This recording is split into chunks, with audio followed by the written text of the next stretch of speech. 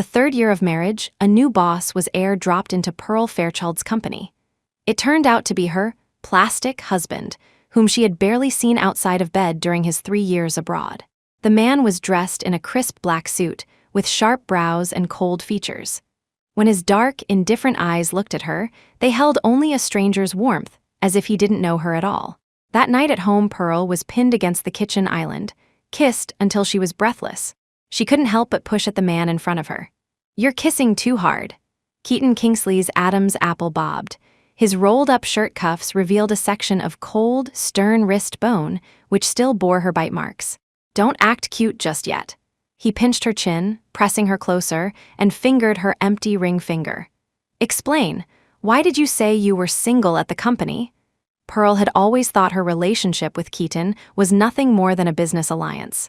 He only married her because of the relationship between their two families, until she actively proposed a divorce. In the middle of that night, she woke up inadvertently. Keaton was standing on the balcony, holding the divorce papers and smoking. She walked over, reaching out to snatch the cigarette from his hand. She urged him to sign. Keaton said nothing. His dark eyes stared heavily at her for a few seconds. He extinguished the cigarette and, right in front of her, tore the divorce papers to shreds. "Guess whether I'm going to sign this tonight or jump directly from here." Keaton only turned back once in his life. Using all his strength, crushing his bones, just for Pearl 8:00 p.m. The company's team-building event wasn't over yet.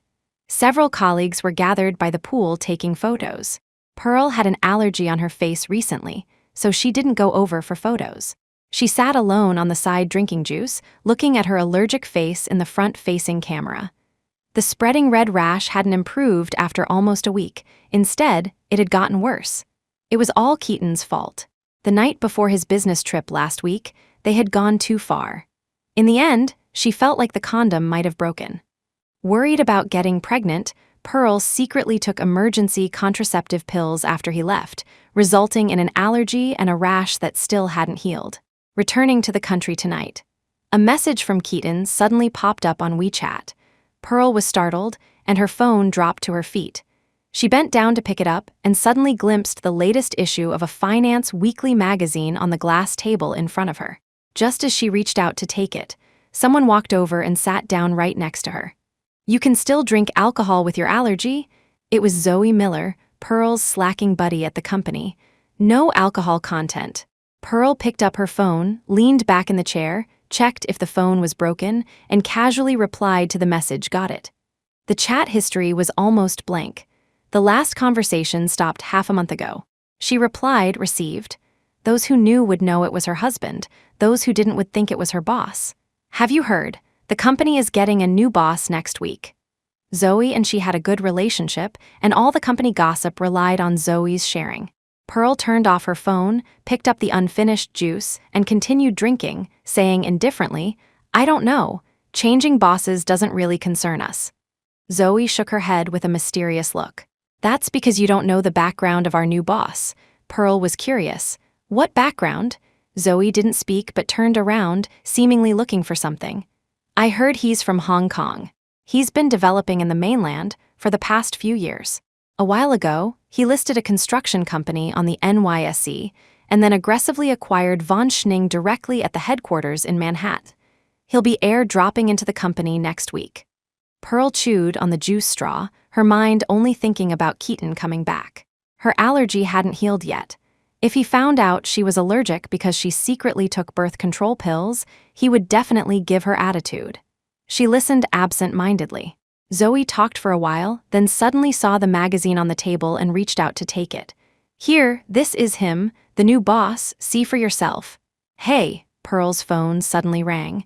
It was the family driver coming to pick her up. "Oh, got it, coming out now." She made a gesture to Zoe, pressing her phone to her ear while grabbing her bag and coat to walk out.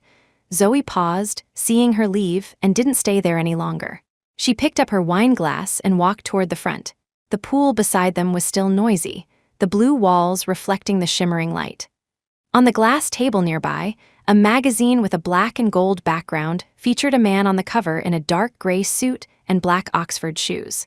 One hand was in his pocket, revealing a section of cold, white, sharp wrist bone, covered with faint blue veins over lean, powerful lines. His features were cold and three-dimensional, with deep brow bones and an extremely superior contour and skeletal structure. A pair of dark eyes gazed blandly at the lens. The curve of his lips was indifferent, but his gaze carried a sharp sense of oppression. At the bottom, the man's name was written in German, and the three words in pale gold Chinese translation were Keaton Kingsley. The team-building event was originally supposed to last until midnight. Pearl received a call from Keaton's driver and went outside. A black Bentley was parked by the roadside. She walked over. The driver got out first to open the door. "Mrs. Kingsley, Mr. Kingsley is still at the airport. He asked me to take you back first." Pearl gave an "oh," threw her bag and coat into the back seat, and climbed into the car. The car drove forward, shadows of trees flickering past the window. She and Keaton had registered their marriage 3 years ago, but they hadn't held a wedding. The Fairchild and Kingsley families were old friends. The alliance was essentially a done deal. However, Keaton's original marriage partner wasn't her. Pearl was the third daughter of the Fairchild family, the youngest. Above her were two sisters similar in age to Keaton, Serena and Zinnia. Keaton was from Hong Kong but attended university in Beijing. He was a student of Pearl's mother, Gwendolyn Vance. Back then, Pearl was still in high school, younger than both her sisters, and didn't know Keaton well. Only during the winter break of her senior year did Keaton tutor her for a month. But during that month, Keaton showed no interest in her. Later, their relationship became even more distant. But 3 years ago, when the Fairchilds and Kingsleys were uniting, Keaton specifically named her to marry. To this day, Pearl didn't understand why he chose her. It was almost dawn when she got home. The villa seemed empty and cold. Keaton hadn't arrived home yet. Only her ragdoll cat, Kitty, was flicking its tail, lying coldly on the leather sofa watching her. Pearl didn't plan to wait for him. She showered and climbed into bed, falling asleep immediately. In the middle of the night, she was woken by the sound of water. It came from the bathroom. The night light in the bedroom was on, and she could faintly see a black suitcase in the cloakroom area. She turned over, intending to go back to sleep. Click! The bathroom door opened. The man was wearing a black bathrobe. His figure was tall and upright, carrying the dampness of a shower. In the dim light, his face wasn't clear, only the three-dimensional and deep contours of his features, carrying an extremely indifferent air. The mattress beside her dipped. Pearl buried her face in the pillow, first smelling the cold scent of aftershave. The dark room was silent. The person beside her made no movement. Pearl pursed her lips and quietly turned over, intending to pretend to be asleep, but her back instantly pressed against a warm, hard body. "I'm not sleeping yet." Keaton's cold voice sounded from the side. Pearl didn't speak, squeezing her eyes shut to continue feigning sleep. However, the next second, her calf was suddenly grasped by a large, rough palm. Before Pearl could react, she was suddenly pinned underneath him. The quilt that was originally covering her disappeared. Keaton had turned off the light at some point and pressed onto her in the darkness. Pearl's body stiffened for a moment. Feeling the breath falling on her neck, she pursed her lips and reached out to wrap her arms around his neck. "What's wrong with your face?" Hot breath sprayed onto her neck as Keaton suddenly asked. Even with the lights off, he discovered it. "Nothing." Afraid he would discover she had secretly taken birth control pills, Pearl raised her hand to cover his eyes. "Don't look." Keaton's kiss deepened, then stopped. He removed her hand, propped his arm beside her, pinched her chin, and lifted her face. Under the dim, hazy light, there were small patches of red rash on Pearl's face, spreading from her chin to her forehead, almost covering her entire face. At first glance, it was a bit frightening, but Keaton's expression didn't change. He only frowned and asked her, "What happened?" Pearl already felt the allergy was ugly. Being mentioned by him, she immediately covered her face with the back of her hand. "I said don't look." Keaton was silent for a moment.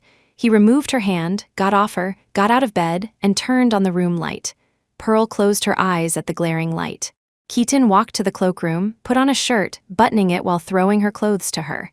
He said coldly, "Get up and change. I'm taking you to the hospital." 12:30 a.m. Pearl sat reluctantly in the passenger seat. She was still wearing her pajamas, too lazy to change. Orange pajamas with Hello Kitty patterns, hair falling on her shoulders, looking like she hadn't woken up yet. Keaton glanced at her and reminded, "Seatbelt." Pearl pursed her lips, buckling the seatbelt reluctantly. "I don't want to go to the hospital," she said with little confidence. Keaton held the steering wheel without speaking. His handsome, stern profile had no expression as he just drove towards the hospital. Pearl was a little afraid of him. She didn't dare say anything more, honestly fastened her seatbelt, and leaned her body far away from him. Private hospitals had fewer people in the early morning. Pearl sat in the consultation room chair, covering her eyes while blood was drawn, afraid to look. Keaton stood beside her, showing no intention of comforting her. It was hard to tell they were a couple married for 3 years. The blood test results came out quickly. During the wait, Pearl sat in the private hospital's VIP waiting room. The air conditioning was set a bit too low. Wearing only pajamas, she was cold. Keaton received a work call in the middle and went outside to talk, seemingly discussing an overseas project, speaking German she couldn't understand. Bored, Pearl stared at his reflection in the window. In the 3 years of marriage with Keaton, they rarely communicated. Most of the time it was in bed after he returned from business trips. Although she knew Keaton's personality had always been like this, overly cold, he used to have moments where he was very good and gentle to her. During her thoughts, the German outside stopped. It seemed the test results were out. "Did Mrs. Kingsley eat anything specific a few days ago?" the doctor asked. Pearl didn't dare say she was allergic to secretly taking birth control pills, afraid Keaton would get angry again. A blood test shouldn't be able to detect specifically what drug she was allergic to. Right, it should be a drug allergy. She heard the doctor outside say, "After going back, ask Mrs. Kingsley to be careful. Apply ointment to the rash on her face, and it will be fine in a while." Pearl was inexplicably nervous. Fortunately, Keaton didn't say anything. His tone was unwavering as he said, "All right, thank you, doctor." The doctor seemed to leave. Footsteps approached the waiting room door, and the handle turned. Pearl pretended to be looking down at her phone. Keaton walked up to her, holding the test report and the medicine prescribed by the doctor. He took off his coat and draped it over her shoulders, saying faintly, "Let's go home." The coat carried the scent of his cold aftershave and the bitter disinfectant smell of the hospital. Pearl gave an "oh," turned off her phone, and followed behind him. The car was parked in the private hospital's underground garage. Keaton got in the car without speaking, nor did he ask what medicine she was allergic to. Pearl sat guiltily in the passenger seat, not daring to look at him, terrified that with one moment of eye contact, her little secret would be discovered by Keaton. Although after marriage, they hadn't discussed the issue of having children. And every time they did it, Keaton would definitely wear protection. But he never said he didn't want kids. But Pearl was only 25 this year, still young, and didn't want to have children so soon. She wasn't ready. The private hospital was very close to the villa area, and they arrived shortly. The lights hadn't been turned off when they left. As soon as Pearl entered, she saw Kitty lying on the bag she had casually thrown on the floor. This bag was a limited edition Hermes Kelly that Keaton brought back for her from a business trip to New York last month. Kitty's nails hadn't been trimmed for a while. Pearl ran over, picked up the chubby ragdoll cat, looked at the bag, and almost couldn't catch her breath.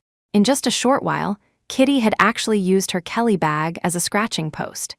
Seeming to sense the owner's mood, Kitty suddenly jumped away from Pearl and hid under the table. Pearl was angry at the cat and wanted to smack it. "Come over and take your medicine." Keaton stood by the western kitchen counter, poured a glass of water, placed it on the kitchen island, and spoke indifferently. "Oh," Pearl pursed her lips, carrying the medicine in the bag, walked to the island, and slowly opened the medicine box. Her movements were too dawdling. Her reluctance to take medicine was obvious. Keaton reached out, took the box from her hand, and popped out 2 pills. "Twice a day, take vitamin C and the allergy medicine together." His voice was cold and hard, and his tone lacked much warmth. His handsome features appeared indifferent and distant under the light of the kitchen. He seemed like a completely different person from the one holding and kissing her in bed not long ago. Sensing her gaze, he looked up at her. His eyes didn't hold much warmth as he placed the medicine on the island and said, "Go to sleep yourself after eating." "What about you?" Pearl held the medicine and asked him subconsciously. Keaton leaned against the island with one hand, not answering her, his face expressionless. He just looked at her calmly, appearing serious and indifferent, waiting for her to take the medicine. Pearl pursed her lips, didn't ask further, obediently picked them up and swallowed the pills.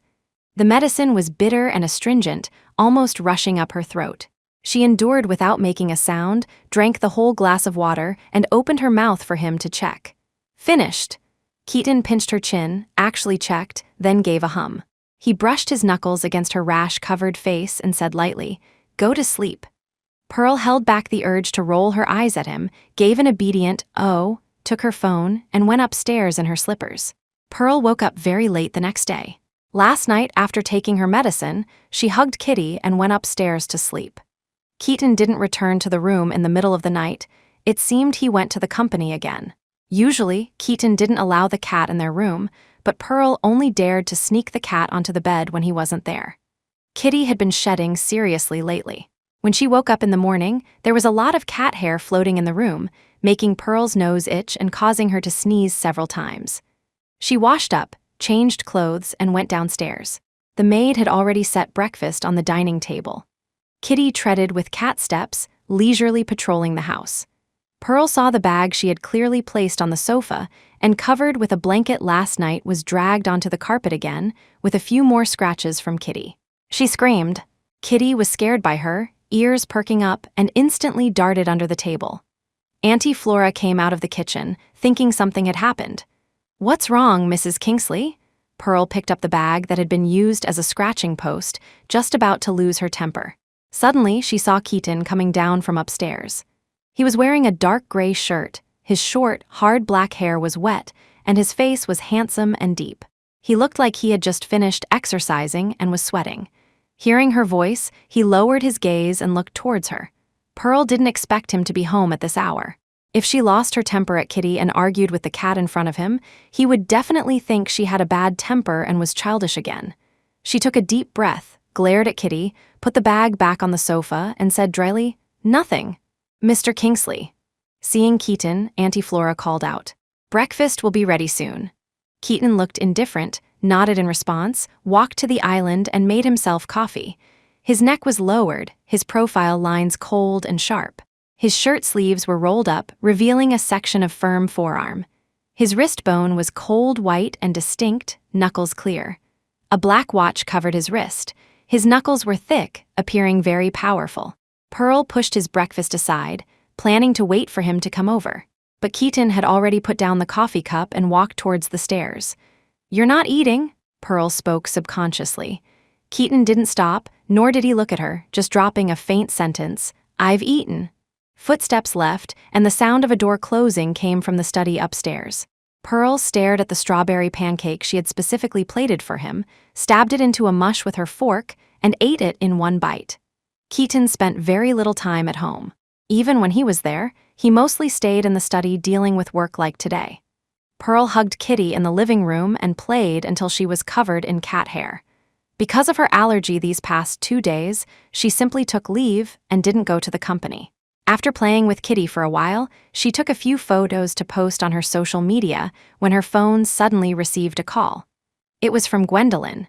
Pearl's good mood instantly dissipated a bit, but she still answered the phone. "Hello, Mom, what's up? Did Keaton return to the country?" Gwendolyn asked directly on the other end. Almost all her calls were about Keaton. Pearl gave a hum. "Came back last night." Gwendolyn was a bit unhappy. "Then why didn't you say anything? Your brother-in-law's project progress has been stalled, just waiting for Keaton to come back. Your dad and I have told you so many times." Pearl held the phone, hugging Kitty a bit tighter without speaking. Since she married Keaton, Serena and Zinnia had both started their own families in the past 2 years. But the Fairchild family had obviously been going downhill these years, relying entirely on the Kingsley family's support. "Bring Keaton home for dinner this weekend," Gwendolyn said. Pearl gripped the phone, pursing her lips. "He's quite busy, might not have time." She didn't want to go back. "How busy can he be?" Gwendolyn said coldly on the other end. "How many times have you come home for dinner in the 3 years you've been married? Did you forget everything I told you when you got married? Pearl, is it that you don't want to come back, or that he doesn't have time?" Pearl squeezed the phone. Kitty suddenly bit her and forcibly ran away from her arms. "Fine, I'll talk to him." Gwendolyn didn't say anything more. Even the pleasantries seemed indifferent as she hung up directly. After hanging up, Pearl wasn't in the mood to post on social media anymore. She simply threw down her phone, went to the kitchen to ask Auntie Flora to cut some fruit, plated it, and carried it upstairs. She had never entered Keaton's study. They hadn't been married long, and when Keaton wasn't home, she rarely stayed at this villa. Too deserted, she didn't like it. Holding the fruit platter, Pearl reached out and knocked on the door. A cold voice came from inside. "Come in." Pearl pushed the door open. Keaton was sitting in front of the computer at his desk, wearing a Bluetooth headset, seemingly on a video call. He cast an indifferent glance over, but didn't speak to her. Pearl entered quietly and placed the fruit platter on his desk. His study was large, but the decor was simple. The tones were cold black, white, and gray, with only a wall of bookshelves and a large desk. Something the matter. Pearl originally saw he was in a meeting and felt it wasn't a good time to mention eating at the Fairchilds. But Keaton actively took off the Bluetooth headset and asked indifferently. She shook her head, looked at the computer on his desk, and whispered, "Did you finish your meeting?" Keaton looked stern, his tone flat. "Half-hour intermission." Pearl gave an "oh," relaxed a little, looked at him from the front of the desk, took 2 steps forward, and sat directly on his lap. Keaton looked up at her. His gaze remained cold, but he put down the documents in his hand, reached out to hold her waist to steady her on his lap, looked at her face for a while, and said casually, "What now?" Pearl was still wearing a homely white silk nightgown. Her black hair was loose over her shoulders. The red rash on her face was a bit better than last night, but it hadn't faded much. She shook her head, hugged his neck, acting a bit like a spoiled child, and just said, "Brought you something to eat." Keaton didn't show much expression. He glanced at the fruit she brought in on the table. His large palm supported her waist, his gaze lingering on her face for a while. He reached out and pinched her chin with 2 fingers, looking at the rash on her face. "What medicine caused the allergy?" His tone was indifferent, but he still asked. Pearl felt slightly guilty. Hugging his neck, her fingers unconsciously scratched at his shoulder. "Just vitamins." Her expression when lying was too obvious. Keaton looked at her for 2 seconds, rubbed his hand on her face, his dark eyes dimmed a few shades, but he wasn't angry. He just said, "Birth control pills." Pearl was stunned, staring at him with wide eyes, almost scared by his overly precise sensitivity. Looking at her expression, Keaton could almost be certain. "Didn't we take precautions?" His voice became a few degrees colder, but not much emotion could be heard. Pearl frowned and said guiltily, "I was afraid of an accident. You seemed to break it that day." Keaton looked at her for a while, steadied her on his lap. "Did you take the allergy medicine today?" Pearl hadn't taken it. The medicine was too bitter. She shook her head, hugging his neck. "The medicine is too bitter. I don't want to take it." Keaton held her and didn't say anything. He called towards the door, "Auntie Flora." Pearl paused and tried to get up from his lap. Keaton held her waist, not letting her move. Auntie Flora knocked and entered quickly. At a glance, she saw the two sitting intimately together but didn't say anything, just asked, "What is it?" Keaton said faintly. "Bring Mrs. Kingsley's medicine in and pour a glass of water." Auntie Flora nodded and said yes. Soon she brought the medicine and water in, placed them on the desk, and then closed the door and left. Keaton popped the pills out and handed them to Pearl with the water. "Don't want to." Pearl didn't take it, her arms firmly circling his neck without letting go. "Too bitter." Keaton put the water aside, lifted her chin with one hand, and looked at her face with obvious allergies. "If you don't take it, how long do you want to keep looking like this?" Pearl frowned. "You think I'm ugly." Keaton didn't have much expression on his face. He just picked up the medicine and said lightly, "I didn't say that." Pearl glared at him, a bit angry, but still held his wrist and swallowed the bitter pill from his palm. The tip of her tongue licked his palm, tickling a bit, like that ragdoll cat she raised. Keaton closed his palm without changing his expression and gave her the water. She scowled, drank a big mouthful, clearly actually bittered by it. She got down from his lap, ready to leave, forgetting even to mention the main business. Keaton pulled her back onto his lap, looked at her expressionlessly, and asked, "That bitter?" Pearl frowned. "Of course, you yourself didn't." Before she finished speaking, Keaton pinched her face and kissed her lips. Pearl was stunned, her face obviously flushing a bit. "What are you doing?" She touched her lips that had been kissed somewhat red. Keaton looked calm, rubbed his thumb on her lips, and said lightly, "Not that bitter." Pearl choked, hugged his neck, moved around on his lap. Are you going on a business trip this week? Keaton pressed his palm lightly against her back. Going to Hong Kong next week. Pearl's slender arms circled his neck, her tone carrying a hint of coquetry. Then come home with me for dinner this week. Keaton looked calm, revealing no emotion. We'll see. Pearl frowned, looking at his cold, indifferent face and pursed her lips. Go please. Okay, hubby. She acted spoiled. Keaton didn't respond. His arms circled her waist, fixing her on his lap. He looked at her for a while and said, I need to continue the meeting. He said this, but didn't actually let go of her. Pearl glared at him, fully circled her hands behind his neck, looked down, cupped his face, and tried to kiss him like he did just now. Pearl's kissing skills were quite average. Her first kiss was taught by Keaton, but she wasn't a very teachable student and never seemed to learn. She kept her eyes open, wetly holding his lips, using her tongue to lick his teeth. While licking, she stared at him with beautiful eyes, seeming curious, yet a bit uncertain. Keaton's originally cold and waveless eyes began to change meaning. He pinched her waist and pulled her away a bit. Meeting starts in 20 minutes. Pearl squeezed him, pursing her lips and causing trouble on his trousers, bracing herself to say, Then are you going or not? Keaton stared at her, his breathing deepened.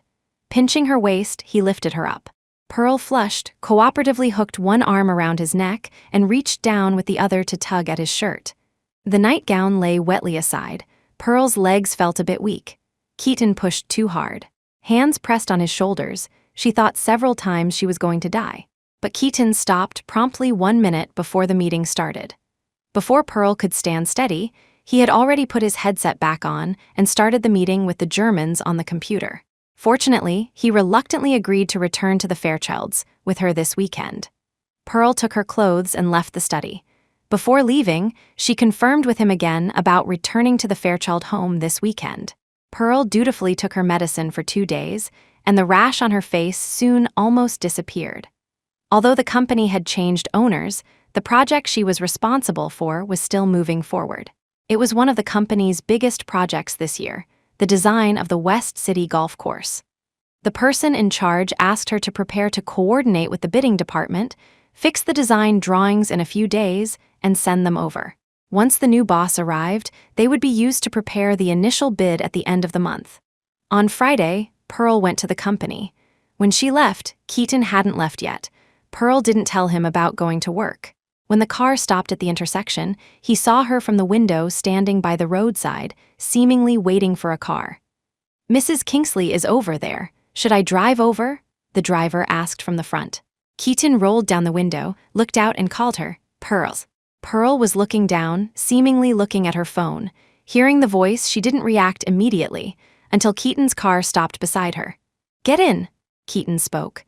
Pearl pursed her lips, went around the car, and got in on the other side. Going to the company? Keaton glanced at her and asked. Pearl nodded. MN. Keaton didn't know much about her work. Gwendolyn was an architecture professor at Beijing University, so Pearl almost had no other options for her major. After graduation, she entered an architectural firm introduced by Gwendolyn.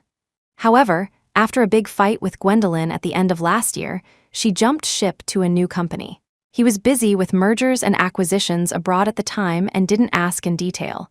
Which company? He lowered his head, scrolling through the tablet in his hand, and asked casually. Von Schning, Pearl replied seriously. Keaton's hand paused for a moment, and he turned his face to look at her. The driver driving in front also glanced at the couple in the back seat through the rearview mirror. What's wrong? Pearl didn't notice anything amiss. Keaton closed the tablet, shook his head, and said faintly, Nothing. Go to Von Schning first, he said to the driver in front. Von Schning was an internationally famous architectural firm. Its domestic headquarters was in Beijing, famous for being hard to enter. Especially early this year, after Von Schning's head office in Manhattan was acquired and the owner changed, the company's interview threshold went up a notch, making it even harder to get in. Because Gwendolyn was an architecture professor at Beijing University, Pearl naturally studied architectural design in university. She studied for her master's in Paris for 2 years, but she wasn't very ambitious. She had no passion for architecture. So, although she had officially entered the industry for a year or two, because she was too slack, she basically hadn't participated in any major design projects. The golf course project in hand was strongly recommended to her by her senior, Sylvia Art, and it was also the biggest project she had encountered so far. Keaton dropped her off downstairs at the company. Before getting out, she thought of something and couldn't help reminding him, "Remember to come home with me for dinner." Keaton sat in the car compartment, looked at her, didn't respond, and just rolled up the window. Pearl watched the driver drive the car away, stared at the spot for a while, curled her lip, and walked towards the company. As soon as Pearl arrived at the office, before she could sit down, Zoe at the next desk winked at her. She hadn't been at this company long, only half a year. She didn't know many people, just Zoe in the same department. Sitting at her desk, she turned on the computer and checked the company group chat first. Sure enough, there was a notification of a new message. The headquarters acquisition process at the beginning of the year had been completed, and the new boss would come to the company next week. Pearl didn't care much about this. The arrival of a new boss wouldn't have much impact on her work. Last week's design proposal was returned again. Pearl revised the design draft at the company and submitted it again. Before getting off work, Gwendolyn asked her again on the phone when she and Keaton would arrive tonight. Pearl messaged Keaton again to confirm the time. Keaton didn't reply. As soon as work ended, she immediately called a car, planning to go home first. Downstairs, Keaton's message suddenly came back, "In your company's underground garage." Pearl paused, surprised he would actively come to pick her up, but still headed towards the underground garage. The garage lighting was a bit dim, and she wasn't very familiar with Keaton's car, so she didn't find it for a long time. Just as she prepared to call him, the headlights of a black G-Wagon in front flashed. Pearl raised her hand to shield her eyes and saw the black G-Wagon drive a bit closer to her. The driver's window rolled down. Keaton sat in the driver's seat, looked at her from the car, his profile appearing somewhat cold and hard. He raised his brow slightly, signaling her to get in. Pearl pursed her lips, checked his license plate number, memorized it, and then opened the passenger door to get in. It got dark earlier in Beijing in late August. There was a traffic jam on the road. Pearl, worried that Gwendolyn would be anxious, sent her a message. Keaton sat in the driver's seat driving, his profile sharp and structured, brow bone distinct, showing little emotion. Every time Pearl went back to the Fairchilds, with him for dinner, the atmosphere was stagnant.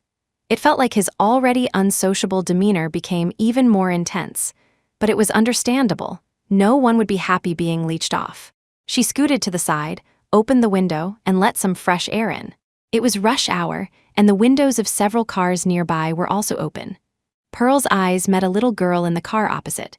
A curly-haired little girl, looking mixed race, with round eyes, staring curiously at Pearl. Pearl thought she was cute too, and made a funny face at her. The little girl immediately laughed.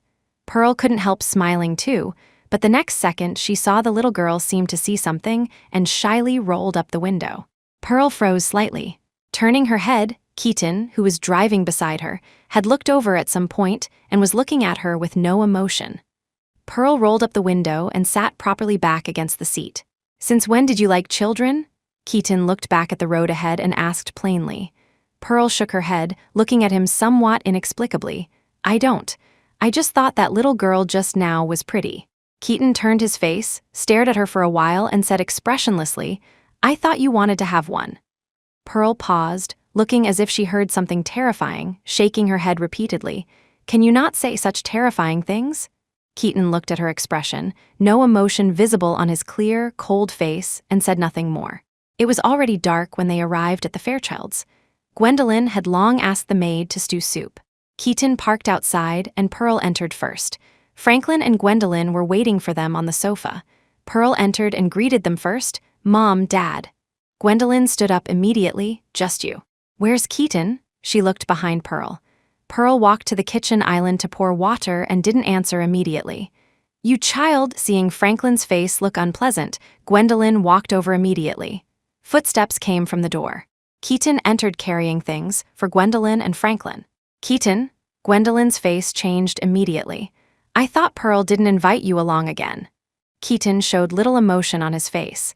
He just put down the things he bought and greeted them coldly and distantly. "Dad, Mom." Pearl leaned against the island drinking water, watching the few people who instantly became obsequious and secretly rolled her eyes. Keaton didn't go to the dining table immediately. His gaze glanced towards the island, just in time to catch her eye roll before she could take it back. Pearl pretended nothing happened and walked towards the dining table. The table was filled almost entirely with dishes Keaton loved. Pearl barely touched her chopsticks, just burying her head stuffing rice into her mouth. Keaton glanced at her and quietly placed a plate of stir-fried asparagus with meat in front of her. Pearl paused and looked up at him. Keaton looked calm. While talking to Franklin, he put the peeled shrimp in his hand into her bowl. The meal didn't last long. Franklin and Keaton went to the study upstairs. Pearl helped the maid clear the dishes to the kitchen. Pearl, Gwendolyn was arranging her flowers by the window and called her over. Pearl washed her hands, walked to her side, and looked at the cut flower branches on the table.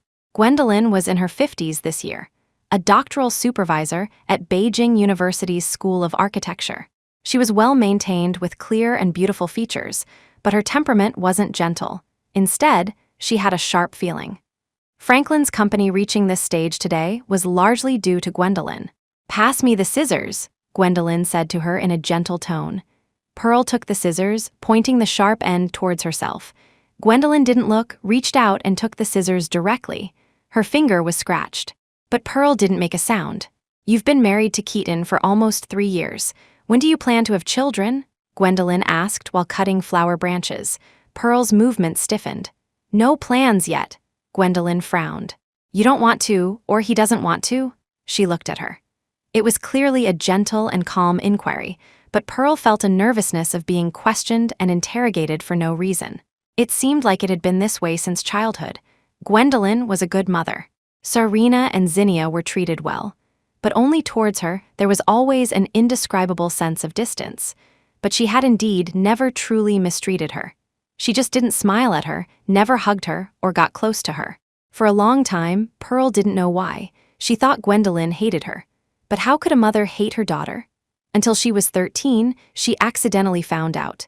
She wasn't Franklin's daughter, but a child Gwendolyn accidentally had with another man after marriage. Originally, she shouldn't have existed, but Gwendolyn physically couldn't withstand an abortion, so she was born. But Gwendolyn loathed that man and loathed her along with him. The cut on the fingertip from the scissors was small, but it hurt. Pearl seemed to smell the scent of blood. "I haven't asked him." She lowered her head, looking at the well-trimmed bonsai in her peripheral vision. The scissors were sharp when cutting the branches.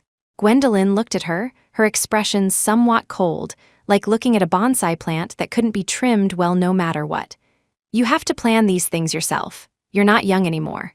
Your dad and I don't know why Keaton married you, but since you, as a daughter of the Fairchild family, were able to marry into the Kingsley family, you should know certain things in your heart."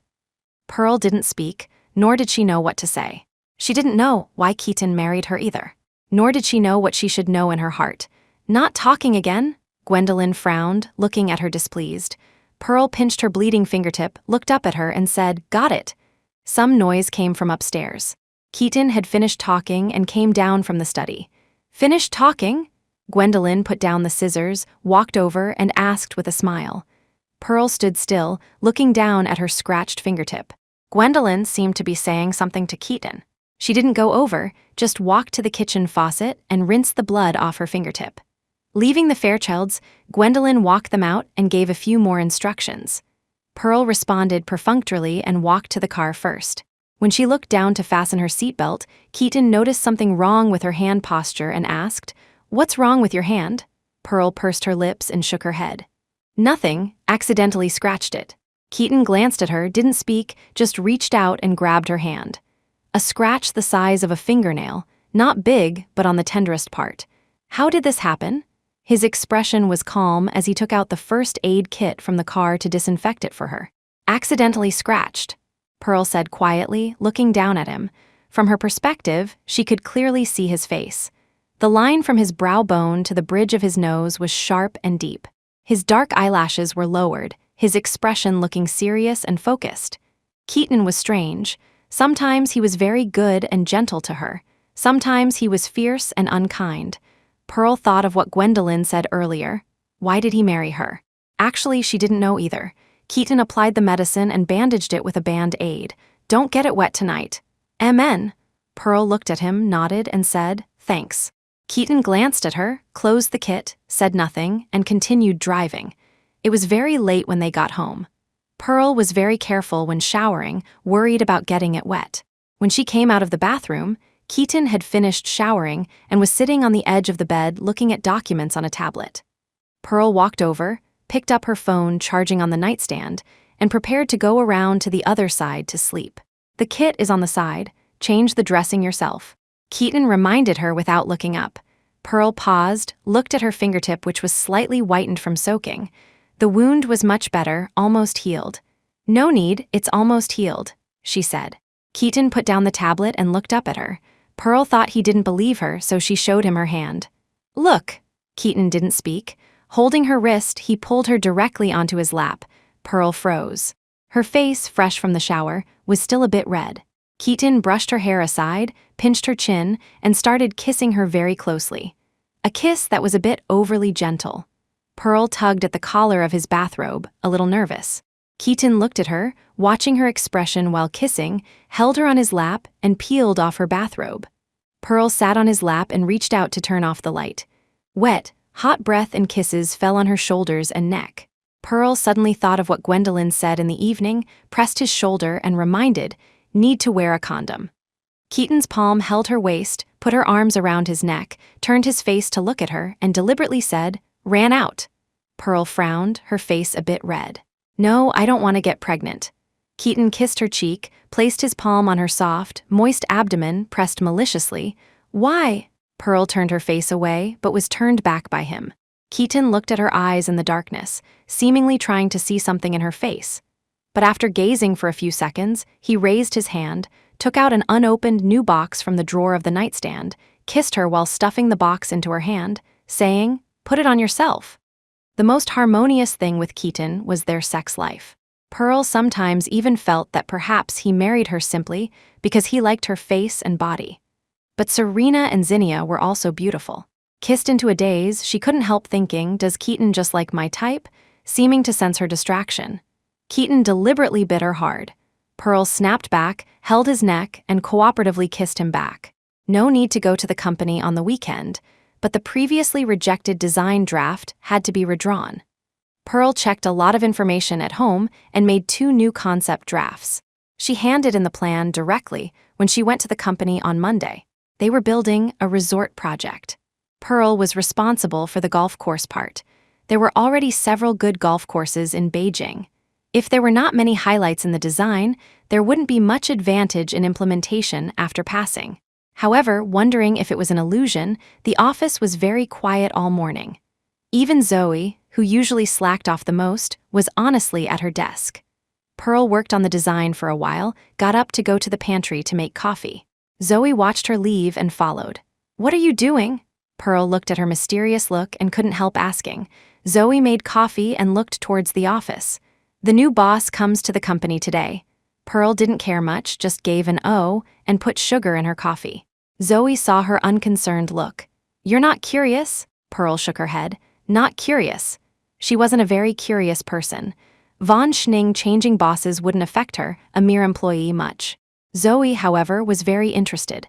"I heard our new boss is very young." She paused, leaned closer, and said exaggeratedly, "and very handsome." Pearl lowered her head to drink coffee, not caring much, just asked, "How handsome?" Zoe had a mysterious look. "That I don't know. Maybe we can see him during the big meeting later." Von Schning had a regular meeting every Monday. Pearl didn't take it to heart. After finishing her coffee, she returned to her desk, turned on the computer, and continued fixing the design. The company meeting was at 3 p.m. on the 17th floor. Pearl received a temporary return of the draft. Not going up first with Zoe, she revised the plan at her desk before going to the elevator to go upstairs. The elevators had a wait time, and the meeting was about to start. Just as she was anxious about what to do, the exclusive elevator next to it lit up, seeming to go down. Pearl reached out and pressed the elevator button, thinking the new boss must have already gone up by now, so sneaking a use would be fine. The elevator door opened from the inside. She saw Keaton standing in the elevator at a glance, with Simon Song and several company executives beside him. Pearl was slightly stunned. Keaton obviously saw her at a glance too. He was wearing a dark gray suit, his brows cold and sharp. His broad shoulders almost blocked the people behind him. His features were deep and structured, appearing particularly eye-catching among a group of people also in dark suits. Pearl absolutely didn't expect to see him here, just holding her documents staring at him blankly. Keaton, however, looked calm, looked at her expressionlessly, raised his hand to hold the closing elevator door. Not coming in? The design department director knew Pearl. He frowned first, but seeing Keaton still say nothing, he kept quiet. Pearl braced herself and entered the elevator, standing next to Keaton. The floor button was already pressed, 17th floor. Pearl stared at the slowly rising numbers above, thinking of what Zoe said in the morning, and the elevator full of executives right now. She had pretty much guessed that the new boss heir dropped into the company should be Keaton. Reaching the floor, Pearl didn't wait for the company executives to leave first. She bumped Keaton's shoulder and walked quickly out of the elevator. "Mr. Kingsley, this is Little Fang from our design department. She hasn't been here long, please excuse her," the design director said somewhat awkwardly. Keaton looked indifferent, showing little emotion on his face. "It's fine." The first meeting of the new boss's airdrop, everyone in the company took it seriously, and enthusiasm was more than a little higher than before. Pearl was a bit absent-minded throughout the meeting. Zoe and several female colleagues were quite excited, discussing gossip about Keaton until the meeting ended. "Do you think he's married?" Zoe asked another female colleague on the side. Pearl stood in the corner of the elevator, distracted. "Probably. He mentioned being married in an interview before." Pearl lowered her head, silently looking at her own reflection on the floor beneath her feet. Who's his wife? Rich and handsome, marrying such a man must be too happy. Another female colleague gossiped. "I heard it's an arranged marriage, those kinds of families." "Arranged marriage, then there's likely no affection." Pearl didn't participate in the topic, nor did she express any opinion. When the elevator reached the office floor, Zoe looked at her. "I said the new boss is handsome, right? What do you think?" Pearl nodded perfunctorily. "Handsome." Getting off work in the evening, Pearl turned off her computer and was just about to pick up her bag and leave. Her phone suddenly rang. Keaton sent a message, just one sentence. "Waiting for you in the underground garage." There were too many cars in the company's underground garage. Pearl looked for a while before seeing that familiar black Bentley. She pursed her lips, subconsciously looked around, opened the rear door, and climbed into the car. Keaton sat in the back seat, laptop on his knees, processing work. He didn't look at her, only saying to the driver in front, "Drive." The car drove out of the underground garage, but not in the direction of home. Pearl couldn't help turning her head to look at him. "Where are we going? Not going home?" Keaton's face appeared indifferent and sharp in the dim light of the car compartment, holding little warmth. "Dinner." His tone was flat. He closed the laptop on his knees and said lightly, "Auntie Flora took leave tonight." Pearl gave an "oh" and leaned back against the seat. "Nothing you want to ask," Keaton said faintly. Pearl pursed her lips, straightened slightly. "You acquired von Schning?" Keaton nodded. "MN, early this year." Pearl stared at him, a bit annoyed. "Why didn't you say so earlier? If I knew you were my boss, I would have changed companies." Keaton looked at her face, slightly raising an eyebrow. "Did you ask me?" Pearl exhaled deeply, turned away not to look at him, and just said sullenly, "I'll resign after the golf course project ends." Keaton looked indifferent. "You choose your job based on who the boss is?" Pearl didn't look at him, just staring out the car window. "You're not me. Why don't you let me be your boss?" Keaton smiled without emotion. "You can try." Pearl secretly rolled her eyes at the car window. Keaton's voice was faint. "I can see that." Pearl pretended not to hear and ignored him. The restaurant was a private dining club in the workers' stadium area. Pearl originally had no appetite, but the Cantonese cuisine made by the restaurant's chef unexpectedly suited her taste. She had been an exchange student in Hong Kong during university. Keaton was from Hong Kong, and Auntie Flora usually cooked mostly Cantonese dishes at home, so the couple's tastes had slowly drifted towards being the same. After dinner, Keaton went out to take a work call. Pearl sat in the private room playing on her phone, incidentally browsing YouTube for some new designs, wanting to see if she could optimize the design proposal. "Mr. Kingsley, what a coincidence, didn't expect to see you here." Some noise came from outside, seemed like Keaton's friends. Pearl frowned and stood up to look out. Keaton was talking to someone outside, walking towards their private room while talking. Somewhat unfamiliar faces. She didn't recognize them. Pearl looked around the room, worried they would come in. If they bumped into each other, explaining her identity would be awkward. She grabbed her bag and phone and went into the restroom inside the private room. After a while, the voices outside seemed to disappear. The people seemed to have left. Pearl leaned against the restroom door, just about to open it and go out. The restroom door was pulled open from the outside first. Keaton stood at the door, looking down at her. "What are you doing?" Pearl was still clutching her bag, speaking very naturally. "Didn't your friends come?" Keaton had little expression on his face, just looked at her. "So you hid," Pearl nodded. "MN, afraid it would be hard for you to explain." Keaton looked at her and smiled. "What do I need to explain?" Looking at her, holding the door frame of the restroom, calling her word by word, "Mrs. Kingsley." Pearl paused, feeling he seemed a bit angry. "Aren't we keeping the marriage secret? If your friends saw—" "When did I say secret marriage?" Keaton raised his eyebrows, interrupting her. Pearl was clearly stunned. "Huh?" Keaton looked calm, lowered his eyes to her face, took the bag from her hand, took her hand, slowly held it and gripped it tight. "Pearl, I never said I wanted a secret marriage." Because of Keaton's words, Pearl didn't sleep well all night. They registered their marriage in Hong Kong. A few days after registering, Keaton went on a business trip to Singapore. For most of these 3 years, he had been busy with work. The two hadn't held a wedding yet. Apart from the Kingsley family's help to the Fairchild family in business, their marriage basically hadn't been made public. But now, he suddenly said he didn't intend to hide the marriage.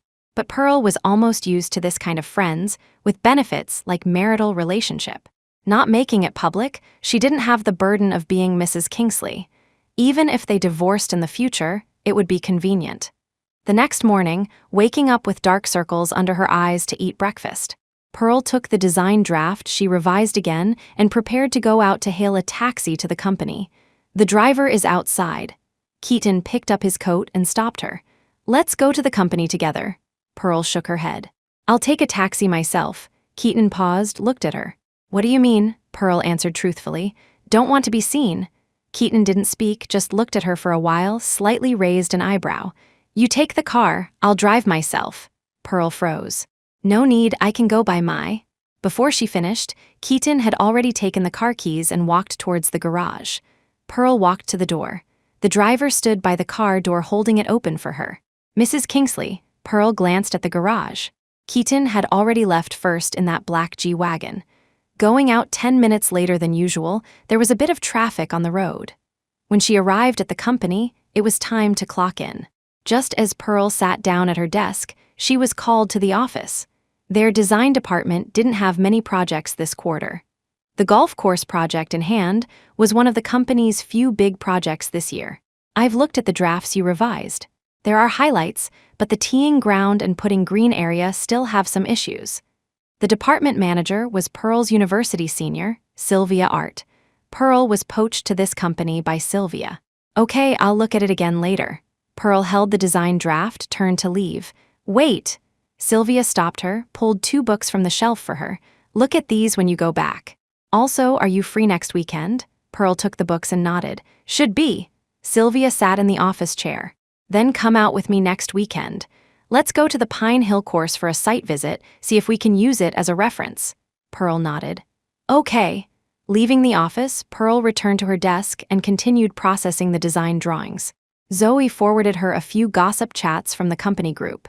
She wasn't interested originally, just clicked to glance casually, but it was actually about Keaton. The design draft in hand wasn't finished. Pearl didn't plan to look, but out of curiosity, couldn't help clicking into that gossip. It was actually gossip rumors about Keaton during his study at University College London. Pearl knew almost nothing about his time studying abroad. Those few years were when their relationship was at its worst, almost freezing point. She opened the message, looked for a few seconds, and closed it. Zoe Private messaged her. "Did you see? Didn't expect our boss to be a romantic. Do you think his girlfriend back then regrets it? Actually dumping him voluntarily." Pearl stared at the popping words on the computer screen, feeling her thoughts were a bit numb, but still typed back. Don't know, maybe. Before leaving work on Friday, Pearl's design draft finally passed the initial review temporarily, but further modifications would wait until after the bidding meeting. Thinking of the appointment with Sylvia to visit Pine Hill Golf Course this weekend, Pearl planned to buy a set of golf clothes after work. Keaton's driver had been picking her up for work these days. She felt a bit embarrassed robbing Keaton of his driver. Before closing her computer to leave work, she called the driver saying not to pick her up. She was going to shop at the mall after work. The driver said okay. Pearl packed her things, left the company, and went directly to the mall building opposite to buy clothes. After trying 2 sets, she hadn't decided which one to buy. Her phone suddenly rang. It was a call from Keaton. She held the clothes in the fitting room and still answered the call. "Where are you?" Keaton asked straightforwardly on the other end. Pearl stood in front of the mirror looking at the dress. "Mall opposite." "Why?" Keaton seemed to pause on the phone. "Which store? I'm coming to find you." Pearl took the clothes out of the fitting room and gave them to the sales associate. "I've bought them." Keaton ignored that sentence and just repeated. "Which store?" Pearl looked up at the brand logo in the store and gave the name. Keaton arrived quickly. Pearl was trying another skirt, opening the fitting room door to come out, just in time to see him. The sales associate beside was getting him water. He wore a simple silver-gray shirt, tie hanging loosely around his neck. The top 2 buttons of the shirt were undone, revealing his Adam's apple. Wearing the skirt, Pearl walked over naturally, spun around in front of him, and asked him, "Does it look good?" Keaton looked up at her, expression showing nothing unusual, gaze stopping on her face for 2 seconds. "Going to play golf?" Pearl gave a hum, turning to look at the clothes in the mirror. She was wearing a blue and white outfit. The skirt just passed the root of her thigh. Her legs were white and straight, looking very youthful and energetic. "This set then." Pearl liked it quite a bit, asking the associate to wrap it up. Keaton handed over the card, glanced at the sets she tried earlier aside. "Wrap them all up." Pearl sat down next to him, picked up the water he hadn't drunk, opened it and drank. "Why buy so many?" Keaton glanced at her and said faintly, "Didn't you say they look good?" Pearl paused, embarrassed by his words, held the water and coughed lightly, saying somewhat unnaturally, "Why were you looking for me?" The associate went to wrap clothes, only the 2 of them were left in the lounge. Keaton said faintly, "My parents came to Beijing.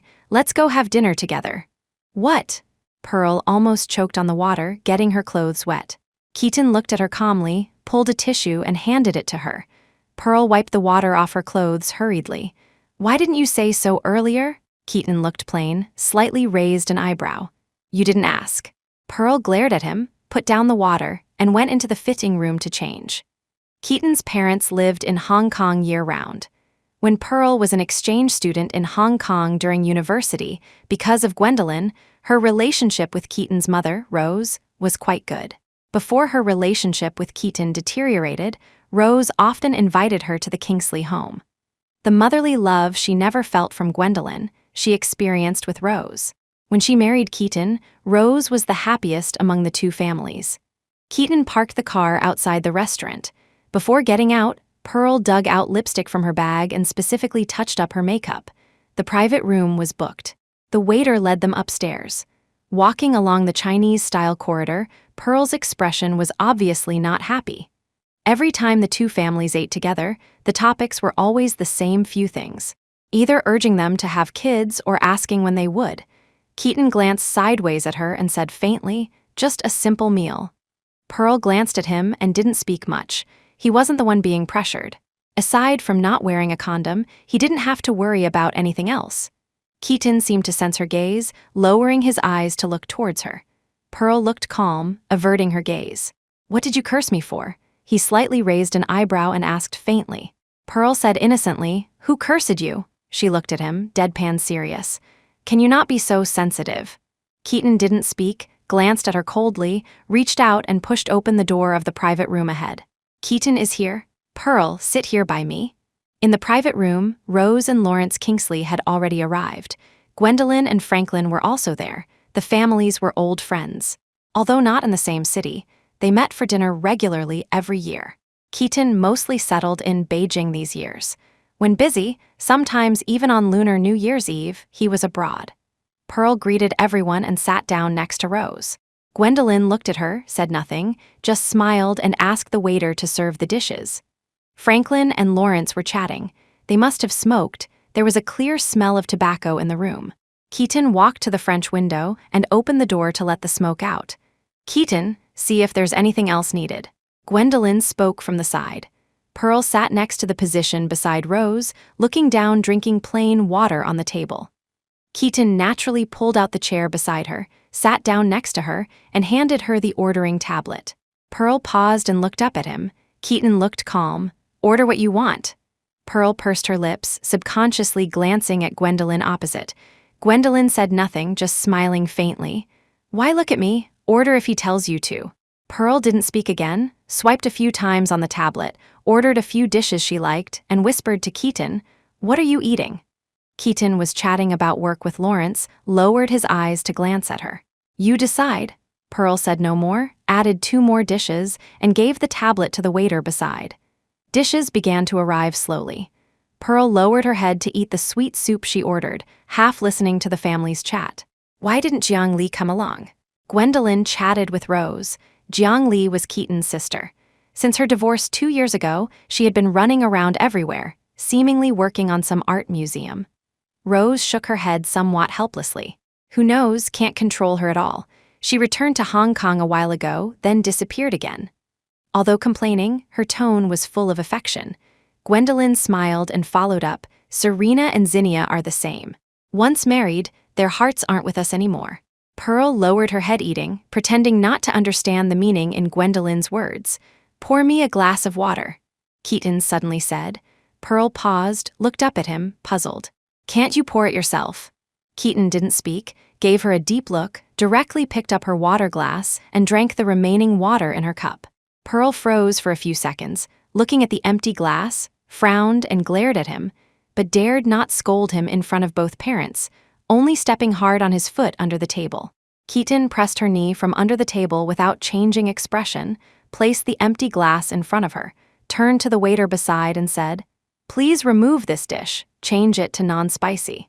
Pearl was slightly stunned, looking at the boiled pork slices she casually ordered just now placed in front of him. Suddenly realized, Keaton seemed unable to eat spicy food. The meal lasted until almost 10 o'clock before ending. Coming out of the private room, everyone's cars were parked at the entrance. Rose and Lawrence returned to the hotel first. They had a flight back to Hong Kong tomorrow morning. However, Franklin and Gwendolyn's car had some issues. Keaton let them take his car first. With both parents gone, Pearl visibly sighed in relief, but it was a bit late now, and it wasn't easy to get a taxi in this alley area. "How do we get back?" She looked at Keaton beside her. Keaton glanced at her, seemingly in no rush at all, just took off his suit jacket, revealing the white shirt inside, and said, "Walk back." His attitude was casual, holding his suit jacket as he walked forward. Pearl looked down at the high heels on her feet, reasonably suspecting he was intentionally retaliating for that wrongly ordered boiled pork slices just now. She followed. Keaton didn't wait for her, just walking forward along the roadside. In Beijing near 11 p.m., the streetlights were bright, with cars occasionally passing by. Pearl limped behind him in high heels. After walking for a while, her feet were really uncomfortable, and she was unwilling to walk anymore, simply squatting on the spot without moving. Keaton continued walking, seeming to sense she wasn't following, stopped, and looked back. Pearl squatted on the ground with zero image, glaring at him from a distance. Keaton didn't come over, just stood under the street lamp ahead holding his suit jacket looking at her. He was tall, his figure straight and slender. A handsome, stern face under the dim yellow light. Simple white shirt and black trousers were worn with style by him, carrying a temperament of a Hong Kong male star from the last century, cold yet gentle. Staring at her for a while, he seemed to compromise first, walking towards Pearl and stopping in front of her. Pearl hugged her knees, ignoring him, not getting up either. "Can you stand up yourself?" His voice fell on top of her head, carrying his usual distance, but without any impatience. Pearl pursed her lips, looked up at him. Her gaze only landed on his white shirt with 2 buttons undone, tie loose, revealing a prominent Adam's apple and the cold, handsome jawline. "Legs are numb." she said sullenly. Keaton didn't speak, just looked at her for a while, handing her the suit jacket in his hand. Pearl didn't take it immediately, asking him, "What for?" Keaton didn't speak, just raised his wrist to look at his watch, saying, "The driver will arrive in 10+ minutes." A car drove past them, bringing a gust of wind that blew up the broken hair on his forehead, revealing a full, sharp brow bone. His dark, deep eyes showed a gratuitous, indifferent gentleness in the night. He stuffed the jacket into her hands, turned his back, bent his knees slightly, and said to her, "Get on, I'll carry you." Pearl held his suit jacket, stunned for a few seconds. Looking at the broad, solid shoulders in front of her, she hesitated, then slowly climbed up. Keaton was tall, his shoulders broad, and due to regular workouts, he picked her up easily. Pearl nervously grabbed his shoulders, arms tightly circling his neck. "Don't drop me." Keaton didn't reply to this, just supported her with one hand, took a few steps forward, and said lightly, "Squeeze any tighter and we'll fall to death together." Pearl loosened her grip on his neck a little, but pressed tighter against his back, whispering, "I didn't mean to." Keaton supported her steadily and powerfully, eyes watching the road ahead, just said, "Shoes uncomfortable. Want to take them off?" Pearl was still wearing stilettos, dangling by his trousers. Hearing this, she nodded and said, "Yes." Keaton stopped slightly, still carrying her, said to her, "Foot." Pearl cocked her foot forward, pressing against the side of his waist abdomen.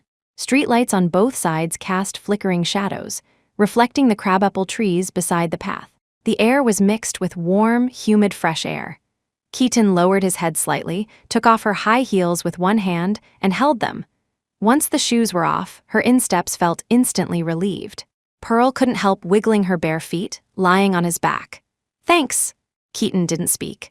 Supporting her with one hand and carrying her heels in the other, he carried her and continued walking along the night road. Walking for nearly 20 minutes, the driver's car finally arrived. It was late when they got home. Several sets of golf outfits bought during the afternoon shopping were placed on the living room sofa. Pearl remembered the site visit to the course tomorrow and went upstairs to shower first. Coming out of the bathroom after showering, Keaton had already taken the clothes from the sofa to the bedroom cloakroom. "Going to play golf?" Keaton stood at the cloakroom door, undoing his tie while talking to her sideways. "No." Pearl bent over looking for the hairdryer, hair still wet. "Don't I have a golf course project in hand?" Several drafts had issues. Manager Sylvia said to go to Pine Hill Course tomorrow for a site visit. Keaton paused in unbuttoning his shirt, looking sideways at her. "Pine Hill Course? MN." Pearl bent over looking for the hairdryer, absent-minded. "Aren't there only those few courses in Beijing?" She found the hairdryer, walked to the head of the bed to dry her hair. Her hair had grown too long recently. It took a long time to dry every time she washed it. Keaton came out of the cloakroom, glanced at the person sitting on the edge of the bed looking irritable while drying hair, walked behind her, and took the hairdryer from her hand. Pearl immediately gave him the hairdryer, leaning comfortably back against the bed, letting him dry it for her. Keaton had helped her dry her hair many times in the years of marriage. His technique was quite skilled. Hot air whirring against her cheeks made her drowsy. Pearl closed her eyes, feeling a strand of hair brushing past the tip of her nose, ticklish. She reached out to grab it, but grabbed nothing. Maybe Kitty secretly opened the door into the bedroom again recently, but the tip of her nose was still ticklish. "What's wrong?" Noticing her movement, Keaton turned off the hairdryer. "Cat hair." Pearl got up, leaned closer to him, face very close to his. "Get it off for me." She closed her eyes, leaning defenselessly towards Keaton. Eyelashes thick and black, nose tip perky. The skin on her face was thin and white, so clear one could almost see the fine fuzz on it. There were faint green-pink capillaries on her eyelids. Keaton looked at her, gaze lingering on her face for a while. He reached out and scraped her nose tip, taking off that very fine white cat hair, then said lightly, "Gone." Pearl wrinkled her nose. Obviously sleepy and too lazy to move, she simply leaned directly on his shoulder, letting him continue drying her hair. Keaton brushed the hair off her shoulder, turned the hairdryer back on, and while drying her hair asked, "Sylvia Art sent you to Pine Hill tomorrow." Pearl was almost sitting in his arms, adjusted her posture, turned comfortably sideways to rest her head on his shoulder. "Yeah, tomorrow morning. I have to sleep early tonight." Keaton looked at her leaning on his shoulder, lowered the sound and temperature of the hairdryer a bit, spoke no more, turned off the hairdryer, carried her to the bed, and tucked her in. Pine Hill Golf Course was membership only. Usually, one needed an appointment to enter. Pearl got up early the next day. Sylvia originally said she would drive to pick her up, but worried about Sylvia bumping into Keaton and it being hard to explain, she just agreed to meet her at the subway station. Washed and went downstairs. Keaton was sitting at the dining table eating breakfast. Kitty was fawning beside his chair, acting spoiled, asking him for canned food. Keaton asked Auntie Flora to open a can and was feeding the cat. Pearl held the bag containing the golf outfit, glanced at the fawning kitty, and walked towards the entrance hall. "Mrs. Kingsley, not eating breakfast before leaving?" Auntie Flora stopped her. Not eating in a hurry. Pearl changed shoes while speaking. Keaton put Kitty down from his lap, placed the can beside it, and said to her, "I'll drive you." Pearl frowned, looking at him strangely. "You're this free today?" Keaton didn't speak, got up, took his coat and car keys. While buttoning his shirt cuff, he said to Auntie Flora, "Pack the breakfast. Mrs. Kingsley will eat on the way." Auntie Flora said okay and immediately went to pack breakfast. Pearl finished changing shoes, leaned against the hallway wall, and looked at him. Keaton had already taken the car keys to get the car from the garage outside. "Mrs. Kingsley, breakfast." Auntie Flora packed it quickly and handed her the bag with breakfast. Pearl took it, said thanks, and walked out carrying the breakfast bag and clothes bag. Pine Hill Golf Course was near the suburbs. Pearl called Sylvia after getting in the car, saying she caught a ride and not to pick her up at the subway station. Sylvia replied okay. The two agreed to meet directly at the golf course. Weekend suburban roads were congested too, with many driving themselves to the villas and resorts for fun. Pearl checked the blueprints she brought along and started eating breakfast in the car. Auntie Flora packed durian tarts for her. The smell was a bit strong. She couldn't help turning to look at Keaton. Keaton sat in the driver's seat driving, side profile cold, expressionless. "You don't mind, right?" Pearl remembered he was a neat freak and shouldn't like people eating in his car, especially durian-flavored things. Keaton glanced at her expressionlessly. His handsome brows frowned very imperceptibly, but he said nothing, just opened the window a bit to let the wind in. The golf course project was the biggest project their company was pushing currently. The bidding competition for this site was intense. The design drawings had to have enough highlights to possibly stand out in the government bidding meeting. Pearl had been rushing to do homework these days, browsing many related golf course buildings. She was still flipping through design blueprints while eating on the way. Project needs this urgently? While driving, Keaton glanced sideways at the person in the passenger seat. "MN, the design drawings have some issues." Pearl stuffed tart into her mouth, not noticing tart crumbs falling onto her clothes. Keaton watched, suppressing the urge to reach out and clean it off for her, gripping the steering wheel in his hand. Pine Hill Course opened in the suburban area. Keaton parked the car outside the course. Pearl called Sylvia on her phone to meet directly at the front desk. She got out of the car, scooped up her bag and the clothes bag from the back, glanced at Keaton in the driver's seat. "You driving back?" Keaton rested his hand on the steering wheel, looking at her from the car, didn't say yes or no, just asked her, "When are you going back?" Pearl wasn't sure either, frowned and said, "Don't know, but you don't need to pick me up. I'll take Manager Sylvia's car down the mountain." Keaton gave a hum and said nothing more. Pearl pursed her lips, feeling he was a bit strange. "Are you hiding something from me?" Keaton looked sideways at her, expression slightly casual. "Hiding from you." Pearl frowned, too lazy to play word games with him, just slammed the car door shut for him forcefully and headed towards the golf course. Sylvia was already waiting for her in the golf course lobby. Seeing she was still in casual clothes, said to her, "Brought clothes?" Pearl lifted the clothes bag towards her. Sylvia nodded. "Okay, go in first, change clothes and we'll go to the course." The two reported the reservation name together and entered under the guidance of course staff. Sylvia arranged for course staff to help guide their tour. Pearl took the time to change clothes and touch up her makeup in the restroom. When she came out, Sylvia was already waiting for her at the sightseeing car outside. With them was a course coach who knew the situation here relatively well. Sylvia had already stored her bag for her. Seeing her changed into the golf outfit, couldn't help praising, "This outfit looks good." "No" should be the person looks good. Pearl was a bit embarrassed, looking down at the skirt hem which was too short when sitting. Fortunately, Sylvia didn't continue teasing her, giving her the prepared blueprints and pen.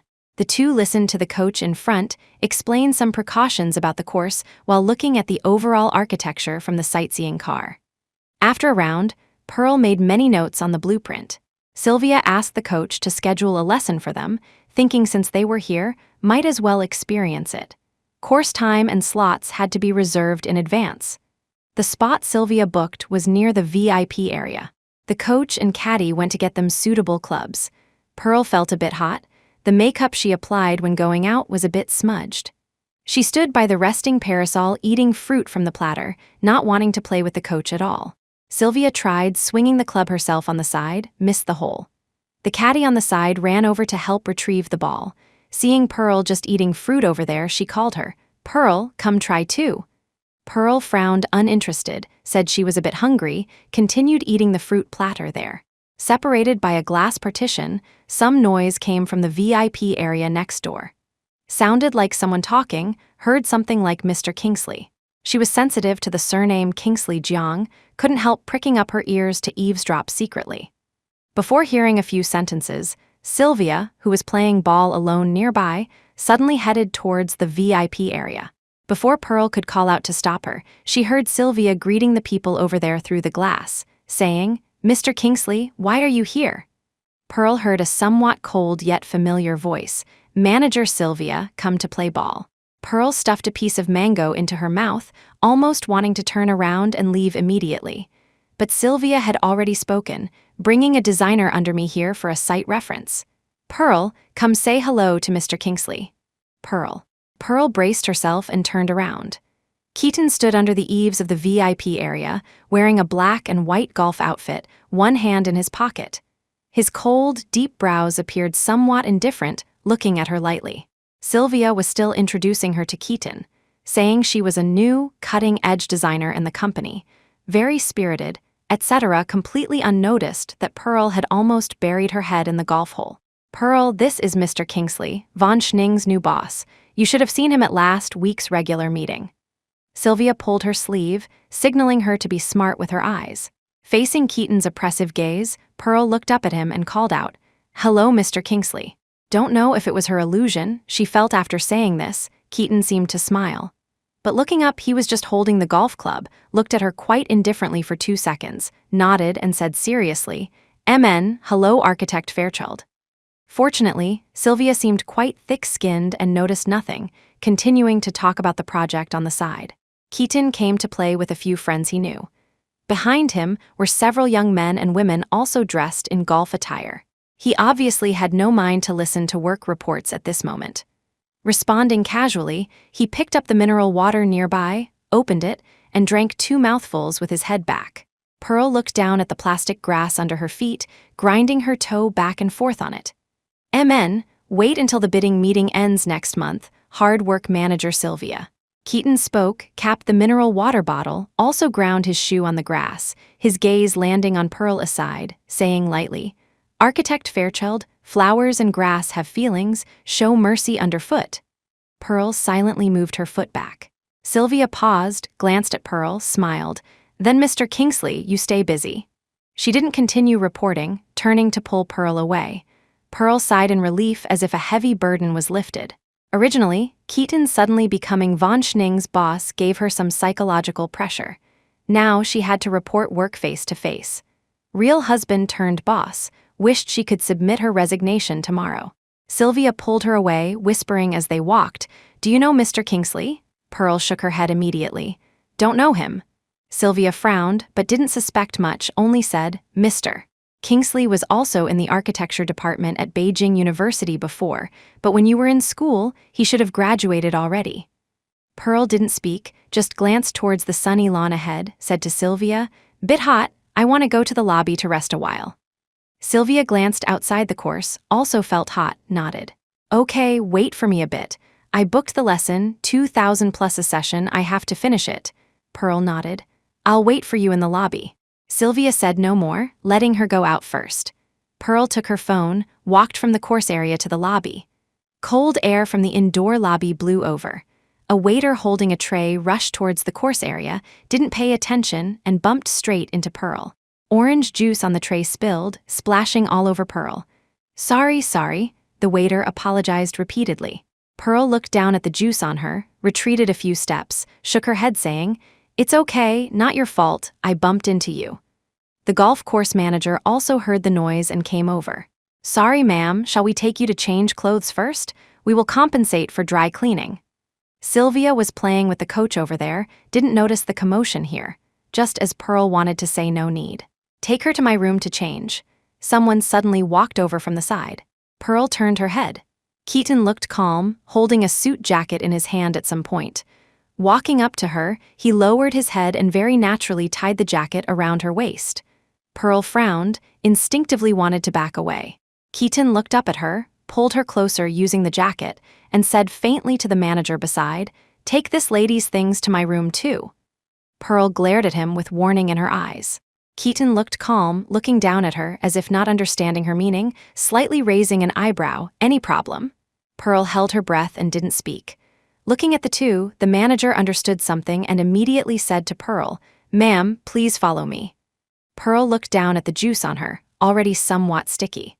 She said nothing more, following the manager upstairs. The golf course here was combined with a resort. Upstairs were resting suites, but only course members were eligible to stay. Pearl followed the manager upstairs. Keaton's hotel's suite location was excellent. Entering, there was a floor-to-ceiling window, able to see the green lawn and fountain of the course below. She had no mind to admire, taking clothes to the bathroom ready to change. The door just closed, then opened from outside. Pearl almost didn't need to think to know who it was. She hadn't really started changing yet, just took off the suit jacket tied around her waist. A large patch of the white golf dress was sticky from orange juice, and the suit jacket was stained a bit too. Hearing the sound outside, she opened the bathroom door and came out. Keaton was leaning against the wet bar drinking water. His figure looked thin, waist very narrow, yet full of power. The sports polo shirt accentuated broad shoulders and long legs, bones and muscles stretching the shoulders, contours fully visible. Seeming to hear the bathroom door open, he turned to look. Pearl leaned against the bathroom door frame looking at him. Keaton's gaze landed on her, slowly moving down her body. Showing no emotion, he raised his eyebrows slightly and said lightly, "Changed." Pearl pursed her lips, shuffled further into the bathroom, hand pressing against the bathroom door frame, looking at him somewhat warily. "Haven't changed yet. What did you come up for?" Keaton put down the mineral water bottle in his hand, walked towards her and said, "Can't I enter my own room?" Pearl watched him walk up to her, pursed her lips, picked up her clothes bag from the bathroom sink. "Then I'll go." Keaton grabbed her wrist, blocking the doorway. Pearl looked at him somewhat fiercely. "What are you doing?" Keaton's gaze fell on her, seeing her outfit today. High ponytail, blue and white golf outfit, legs straight and long, white sneakers, looking very youthful, like a university student still in school. He looked at her for a while, eyes always quite calm, showing not much emotion, but pried open her fingers one by one. Doing nothing. As he spoke, he took the bag from her hand, tossed it casually onto the cabinet beside, and carried her horizontally. Pearl was startled by his sudden action, almost instinctively reached out to hug his neck. Her whole body hung on him. Keaton pinned her against the bathroom wall, pinched her jaw, and started kissing her. Pearl paused, reached out to push him away, covering her mouth, not letting him kiss. "Who let you kiss me?" Her voice was muffled, revealing only a pair of eyes glaring at him fiercely. Like Kitty when angry, fur bristling. Keaton didn't retreat, just looked at her quietly for a few seconds, supported her with one hand, removed her covering hand, and went to kiss her again. Pearl dodged, saying a bit angrily, "I knew you had no good intentions calling me up here." Keaton smiled, hugged her, still pinning her against the wall, not letting her down. Fingers helped brush the hair falling by her ear aside, asking lightly, "How do I have no good intentions?" Pearl let out a hump from her nose. "You know in your heart." "Is that so?" Keaton looked at her very closely, voice deepening a few notches. Gaze falling heavily on her face, suddenly bent his finger and rubbed under her eye, saying, "Wore makeup today?" Pearl frowned, slapped his hand away. Makeup smudged. Keaton looked down at the pale pink on his fingertip, then rubbed it on her lips. Soft, cool lips. Pearl applied lip glaze. After forming a film, it was a bit shiny. Rubbed by his finger, it was ruined instantly. She was really angry. Keaton watched her completely annoyed, really just like Kitty, almost baring claws to bite him. He suddenly grabbed her wrist first, leaned in, lowered his head and kissed her. He kissed hard this time, hand also using some strength to press her wrist, preventing movement. Pearl struggled a few times, opened her mouth to bite him, but he took the chance to pry open her teeth. Keaton tasted the lipstick on her lips, a very fresh rose flavor, and the rich scent on her cheeks and hair dizzy from the heat. Pearl was kissed somewhat breathless, hands buckling his shoulders, scratching him. Keaton didn't kiss too long, retreating slightly, just using the tip of his nose to gently rub her cheek, looking at her flushed, panting face from a short distance. Pearl's face and ears were red, lipstick on her lips all smudged. But minus the arrogant annoyance just now, only a pair of eyes glaring at him with a hint of mist. Keaton looked at her, slender fingers grinding on her red lips kissed by him, whispering, "Stay here tonight, go back tomorrow morning." Pearl didn't speak, just suddenly opened her mouth and bit the finger he pressed on her lips. Keaton didn't withdraw, letting her bite, leaned over to kiss her again, tone rarely carrying a few hints of gentleness. "Call manager Sylvia to leave first, HM?" Pearl's back leaned against the bathroom wall, chest heaving slightly. Struggled a bit, got down from him, went to dig through her bag thrown on the cabinet, found her phone, called Sylvia. "Hello, manager Sylvia." She held the phone, pressed to her ear, felt a warm, hard body pressing up from behind, hugging her. "Amen, you go back first, don't wait for me, I'll take a taxi myself later." Keaton let her hair down, kissing her ear. Pearl shrank her shoulders, feeling a bit ticklish. Sylvia asked a few more sentences there. Pearl kept herself from making strange sounds. Phone just hung up, snatched away by someone from behind and thrown back on the cabinet. Keaton picked her up directly onto the cabinet, cupped her face and started kissing her, somewhat urgent and aggressive. Pearl's hands braced on the counter behind her, leaning back. Keaton held her waist, moving closer. His eyes were very dark, carrying intense oppression, almost pressing close to kiss her, breath pushing deep between lips and teeth. Pearl worried about falling, hands hugged him, fingers threading into his black, short, hard hair. Keaton carried her down, walking towards the bedroom in the suite. "I haven't showered yet," Pearl whispered. Juice on her body hadn't been cleaned, clothes hadn't been changed. Keaton placed her on the bed, half kneeling by the bed, taking off his shirt, revealing a body with distinct thin muscles, broad shoulders, lines rising and falling clearly. He pulled her over, placed her on his lap, while kissing her, hands landed on the golf outfit on her body, lips and kisses falling along her cheek downwards, voice deep, "Keep it on for now." Pearl fell asleep buried in the quilt after being carried out of the bathroom. The bedroom outside the suite was changed by the resort staff. She slept in the small bedroom inside. When she woke up, the sky outside was already a bit dark. Taking the phone by the bed to check, it was almost 6 p.m. She slept for more than 2 hours. Coming out of the room, there was no one in the suite outside. Keaton wasn't there. Pearl rubbed her messy hair draped behind her head, walked to the balcony outside, and called Keaton. From the view of their room, one could clearly see the terrain architecture of the entire golf course.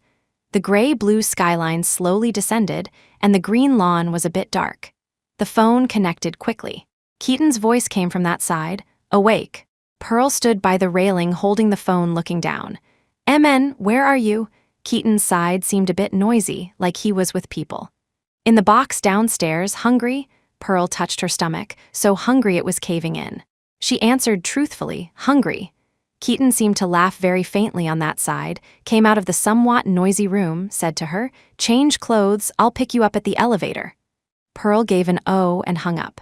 Before entering the room to change, she used her phone to take a panoramic photo of the golf course from the balcony.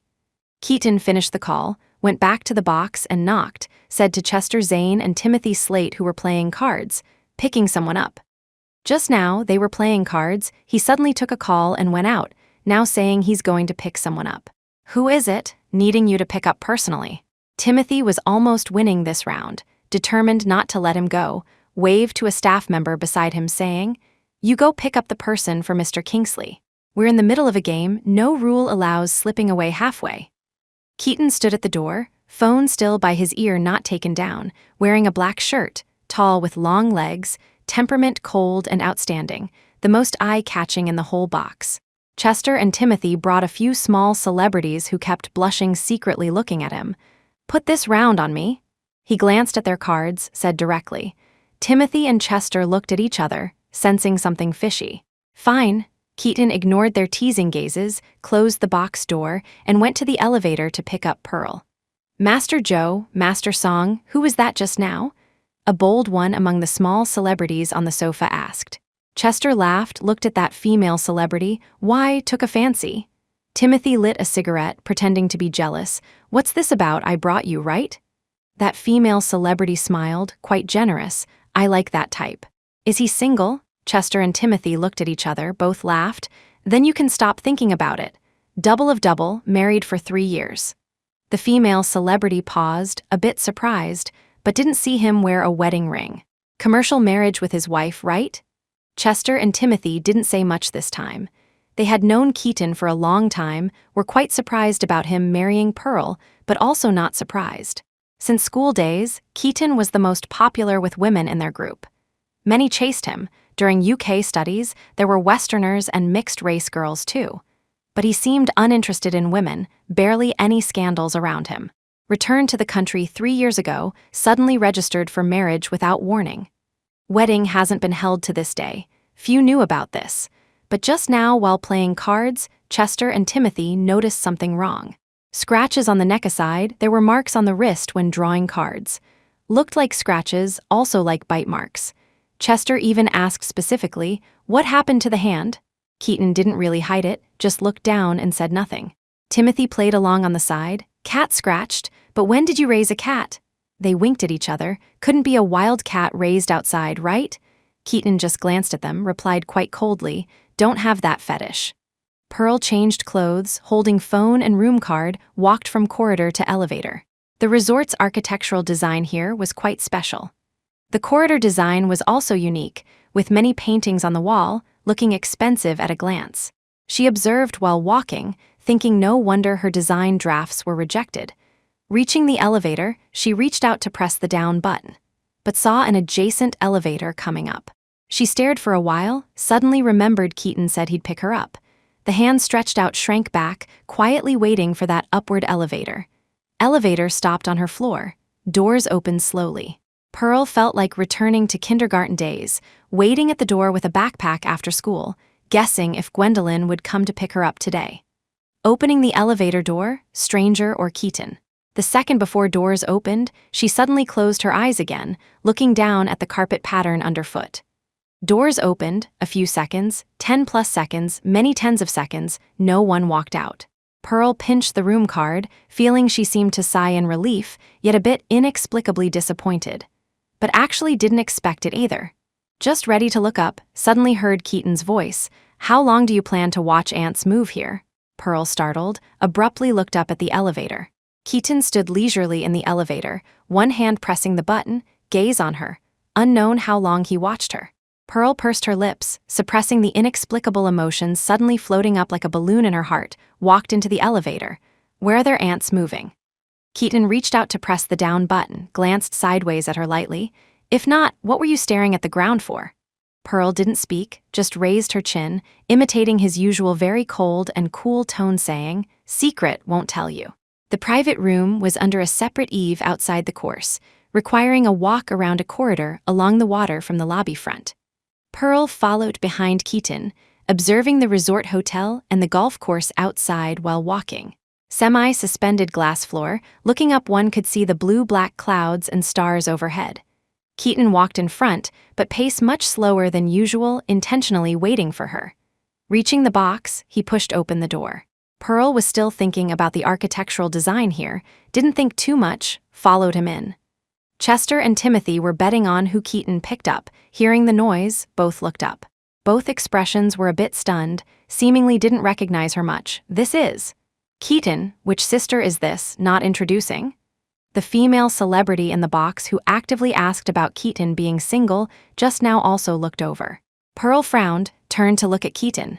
Keaton walked behind her, closed the box door, hand naturally supported Pearl's waist, pulled out a chair for her to sit, said faintly, "Pearl, my wife." Pearl was quite generous too, nodded towards Chester and Timothy. "I'm Pearl Fairchild." Timothy and Chester looked at each other, didn't quite react. Sister-in-law? Pearl hesitated for 2 seconds at this address, looked at Keaton, slowly nodded. Count as. Yes. Keaton didn't speak, just sat beside her, picked up the ordering tablet on the table, asked staff to come in to serve dishes. Chester and Timothy watched the couple on the side, couldn't help sizing up Pearl, both looking like they saw a ghost. Pearl actually met them before, shortly after marriage. Once Keaton returned from abroad, drunk in the middle of the night, it was either Timothy or Chester using his phone to call her to pick him up. She hadn't graduated then, wearing pajamas and low-degree black-framed glasses, casually going to pick him up in the middle of the night. Result was back, then Chester and Timothy's expressions seeing her were obviously intriguing. Years later, probably didn't recognize her seeing again. Keaton ordered for her. During the wait, went out to bring a fruit platter in for her to pad her stomach first. Chester and Timothy didn't dare speak recklessly since Pearl entered. Dishes hadn't arrived, but the box door was pushed open from outside first. Leon said you were all here. I didn't believe it. Looks like really? The person pushing the door obviously knew everyone in the box well. The personality of barging in without knocking, and the voice also felt incredibly familiar to Pearl. She turned to look. Zinnia saw her, expression instantly changed from happy just now to cold. Zinnia. When did you come back? Chester spoke. Timothy obviously had a good relationship with Zinnia too. Where's Leon? Didn't see on social media you two were still in Hokkaido last time. Zinnia entered, casually threw her bag on the sofa, sat down saying, Hokkaido isn't fun this season, so came back. She acted completely unlike a guest, generous and composed. Pearl lowered her head eating mango on the plate, didn't speak to her, didn't greet either. Timothy and Chester both sensed something weird, but didn't break this eerie atmosphere. They knew Keaton married Zinnia's sister, but these sisters' relationship seemed worse than them outsiders. Keaton didn't speak much since Zinnia entered, just swiped the tablet a few times, finished ordering, handed the tablet to Chester. Chester signaled with eyes asking what's going on. Keaton turned a blind eye, gaze sweeping lightly over Pearl aside, pulled out chair getting up saying, I'm going out for a bit. Pearl frowned looking at him, subconsciously reached out pulling his shirt hem. Where to? Keaton looked down at her, raised his phone, call. Pearl pursed her lips, didn't say anything more, let go to let him out. Food arrived quite fast.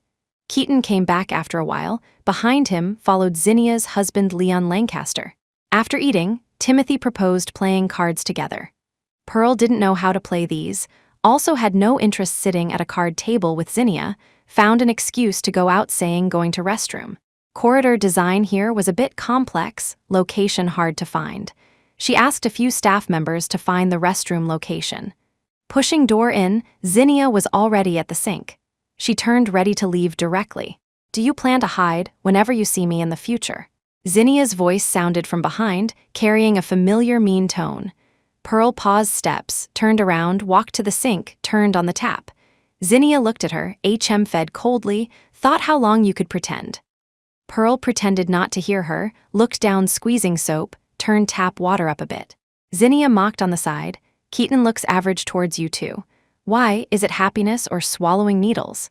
Pearl washed hands, turned off tap, pulled tissue slowly wiping hands clean, then looked up at Zinnia aside. Zinnia, how old are you? Can you have some new tricks after so many years? Boring or not? You, Zinnia stunned for a moment, obviously angered by her, missy temper not pretending anymore. Pearl, what right do you have to say these to me? If not for your cleverness back then, would I be scolded by mom and dad, married off so lightly? Pearl pinched the undropped paper ball in hand, looked at her quietly. Some words I've said many times, don't want to explain again. That movie ticket back then, I really thought he gave it to you. Zinnia glared at her. Sisters same mother different father, but looks differed widely. Zinnia and Serena looked like children born of Franklin and Gwendolyn at a glance. Pearl looked like neither. Not looking like Franklin was normal, but not like Gwendolyn at all. So growing up wherever she went, most asked question was, whose child is this? Every time Gwendolyn just smiled, never saying she was her child. Serena and Zinnia, one quiet one active, weren't bad to her, but not close either. Serena immersed in her own creation daily, not close to anyone at home. But Zinnia liked bossing Pearl around since young. But Pearl was too lonely, instead of resenting Zinnia's bossing, spontaneously felt a happiness of being needed. So she was Zinnia's little follower, little servant since childhood, also acknowledged sister. Zinnia and Keaton were similar age, university classmates. Originally, families preferred union between Zinnia and Keaton, but Pearl, exchanged in Hong Kong freshman year, was close to Keaton for a while. Zinnia came to Hong Kong to see her, incidentally visited Rose's home. One day, Pearl suddenly saw a movie ticket on her bedroom desk, asked maid knowing Keaton put it in her room.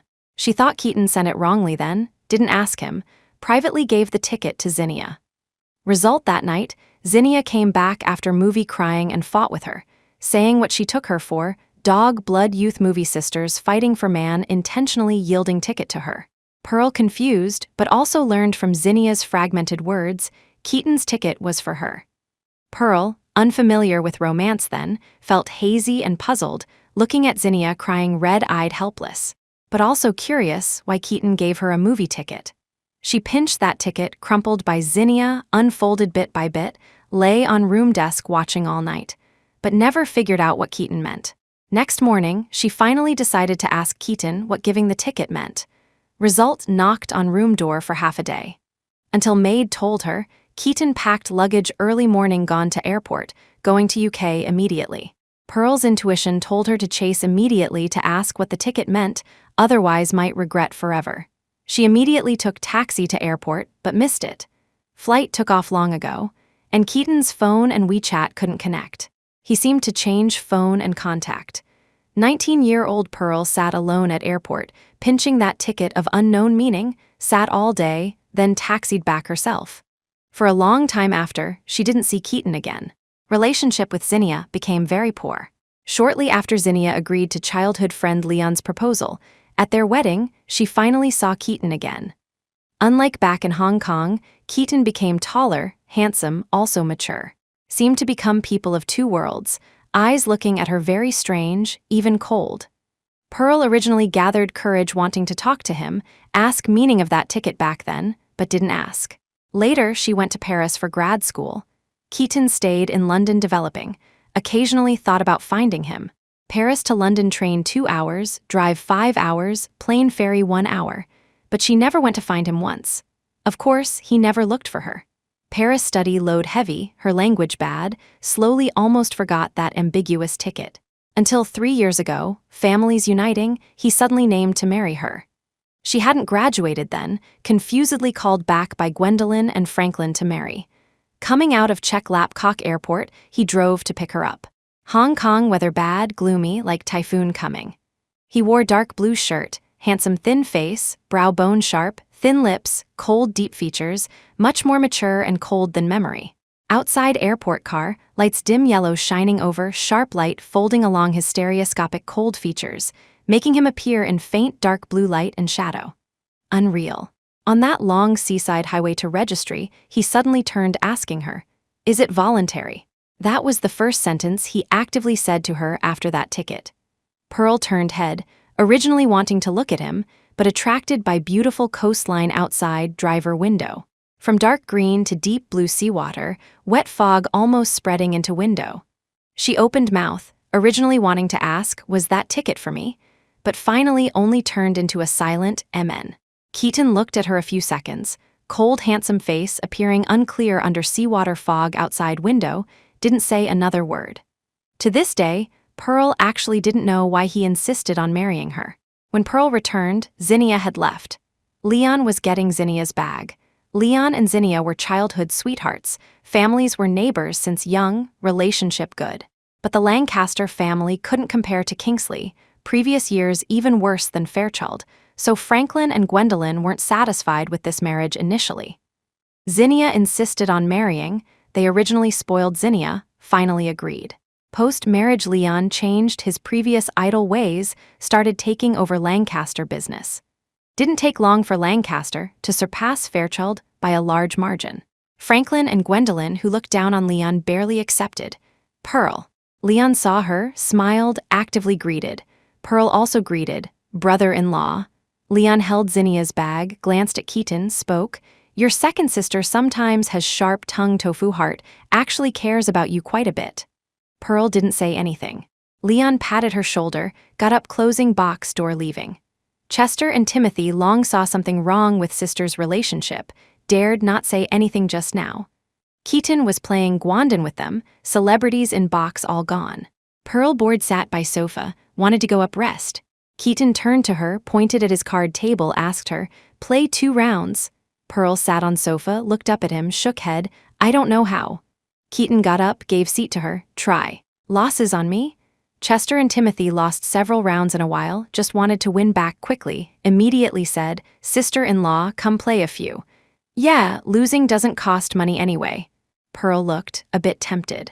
Keaton glanced at the 2 on table, looked towards Pearl, voice flat, "MN, lose freely." Pearl walked over, took cards from his hand, unconvinced. "Who said I'll definitely lose?" Keaton didn't speak, just slightly raised eyebrow. Timothy and Chester waited, just wanted to win back all lost from Pearl. Pearl not interested in cards, but studied architecture, sensitivity to numbers, and memory required high. Several rounds dealt, she groped rules tentatively first few rounds, indeed losing.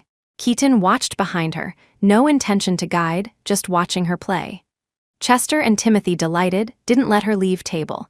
But starting 4th round, Pearl obviously figured out rules, started turning tables.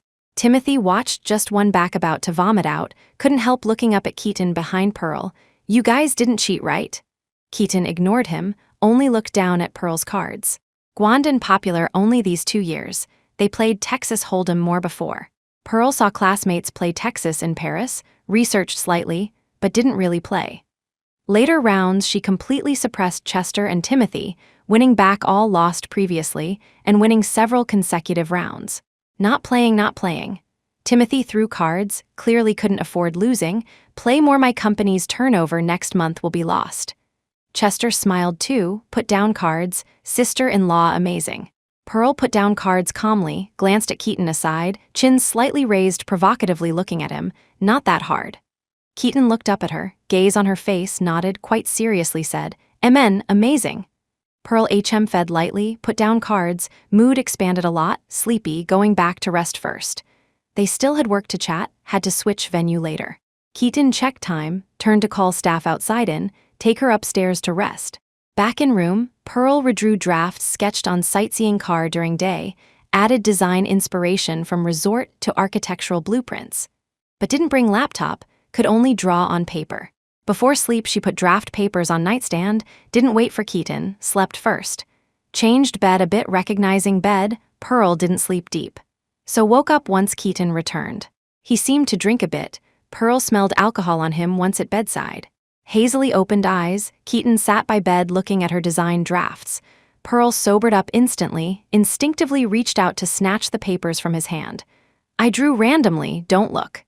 Keaton returned the papers to her, glanced at her, said lightly, "Drawn well."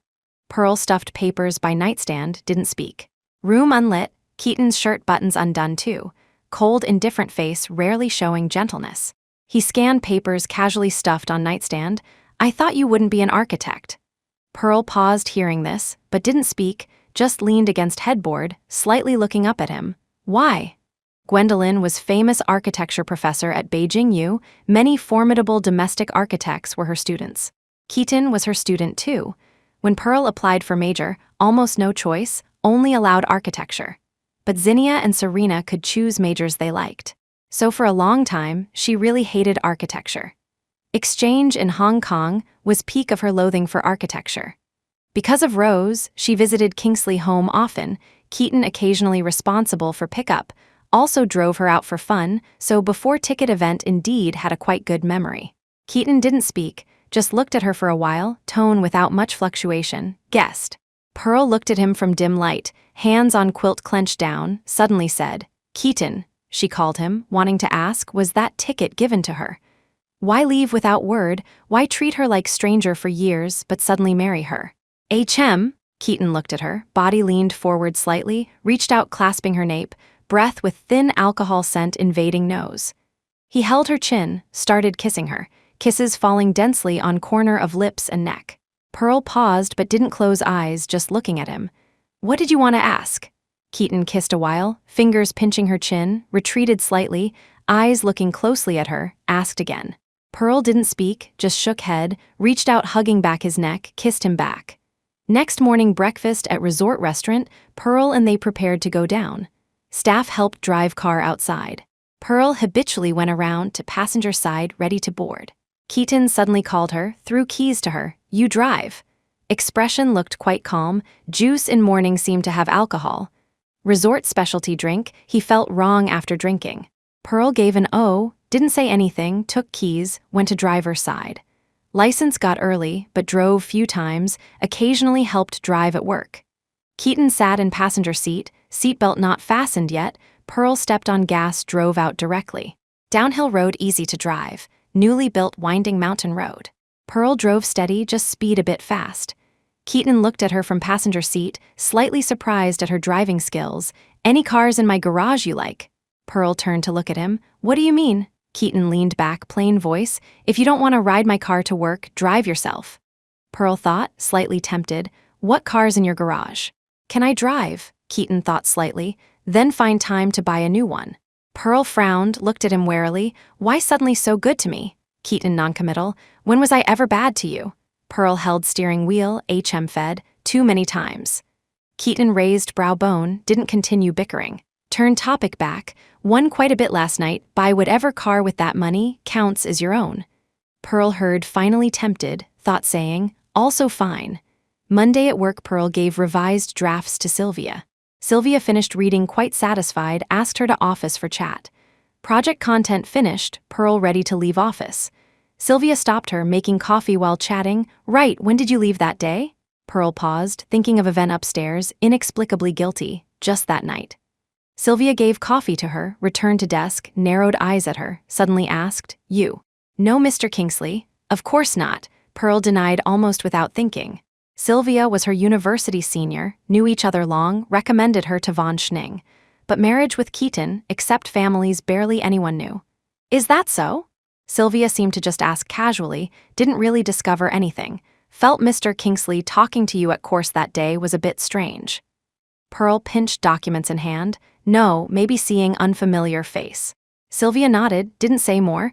"I'll submit drafts these 2 days. If no feedback from above then finalized, if changes needed, I'll contact you." "Okay."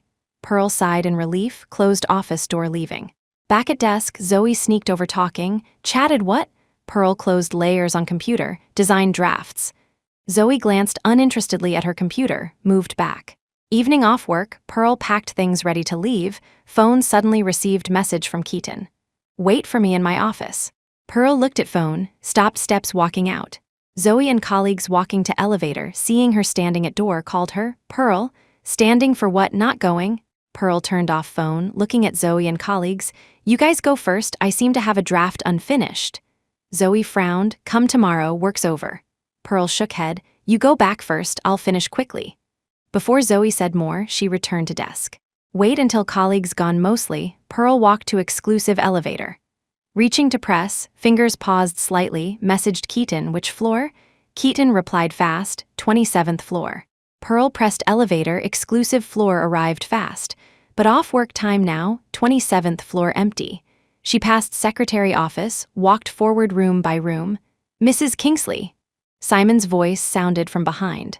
Pearl, startled, turned to look. Simon smiled politely at her. "Mr. Kingsley asked me to take you to his office. He's still meeting." Keaton, busy with video conference, saw Pearl upstairs on monitor but couldn't find office. But couldn't leave, messaged Simon to guide. "Oh," Pearl followed Simon forward. White floor almost reflected shadows, whole floor quiet, barely sound except footsteps. Simon stopped before a black door office. "This is Mr. Kingsley's office. Lounge inside. You can rest while waiting, meeting about half-hour more." Pearl frowned. "What does he want? Half-hour so long?" Simon shook head. "I don't know, Mr. Kingsley didn't tell me." Pearl said no more, pushed open office door entering. Keaton's office layout similar to home study. Wall of bookshelves, French window, black leather sofa and coffee table, same tone desk. Only highlight was window view overlooking half city. Pearl threw bag on sofa, walked to window looking down. Evening Beijing, traffic congested, roads stuffed with colorful lights, unclear but panoramic. Watched a while, walked to bookshelf scanning, no interesting books. Keaton's desk large but quite empty. Besides pen holder, a silver wooden horse ornament. Pearl picked up silver horse, looked, put back, suddenly noticed a face-down photo frame-like thing aside. Paused, curious, reached to take frame. Office door opened from outside. Pearl's reaching hand stopped, turned to look at door. Keaton entered wearing shirt, holding coat casually like just rushed back from meeting. Waited long? He entered, didn't notice her action, casually undid tie, walked to wet bar pouring water, asked. Pearl put hand down, inexplicably guilty, 10+ minutes. Expression natural, sat directly on his office chair, called me up for what? Keaton drank water, glanced sideways at her, said lightly, some nerve, daring to sit in boss's seat. Pearl spun on chair, hands on armrests. Off work, you're not my boss. Keaton didn't speak, gaze swept over her lightly, seemed to smile but fleeting, didn't say buying car? Walked to desk, took coat and keys, looked at her. Appointment with 4S shop today. Pearl almost forgot, really buying me car? Keaton raised brow bone, looking at her. Don't want? Pearl shook head, immediately got up from chair, walked to sofa grabbing bag, my money. Why not? Keaton didn't speak, holding coat and keys, reached to take her bag, opened office door.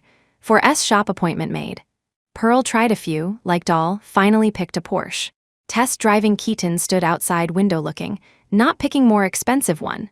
Hand on window edge, cuffs rolled revealing cold sharp wrist bone, looking at Pearl in driver's seat. New Cullinan arrived 2 days ago, try? Pearl sat holding wheel, shook head refused without thinking. No, just this. Usually driving to work, not suitable too high profile. Keaton watched her shaking back and forth with test drive, nodded. Okay, this then. Bought car, Pearl impatient to drive away. Keaton's car parked outside, seeing her not intending to board his, driving away directly?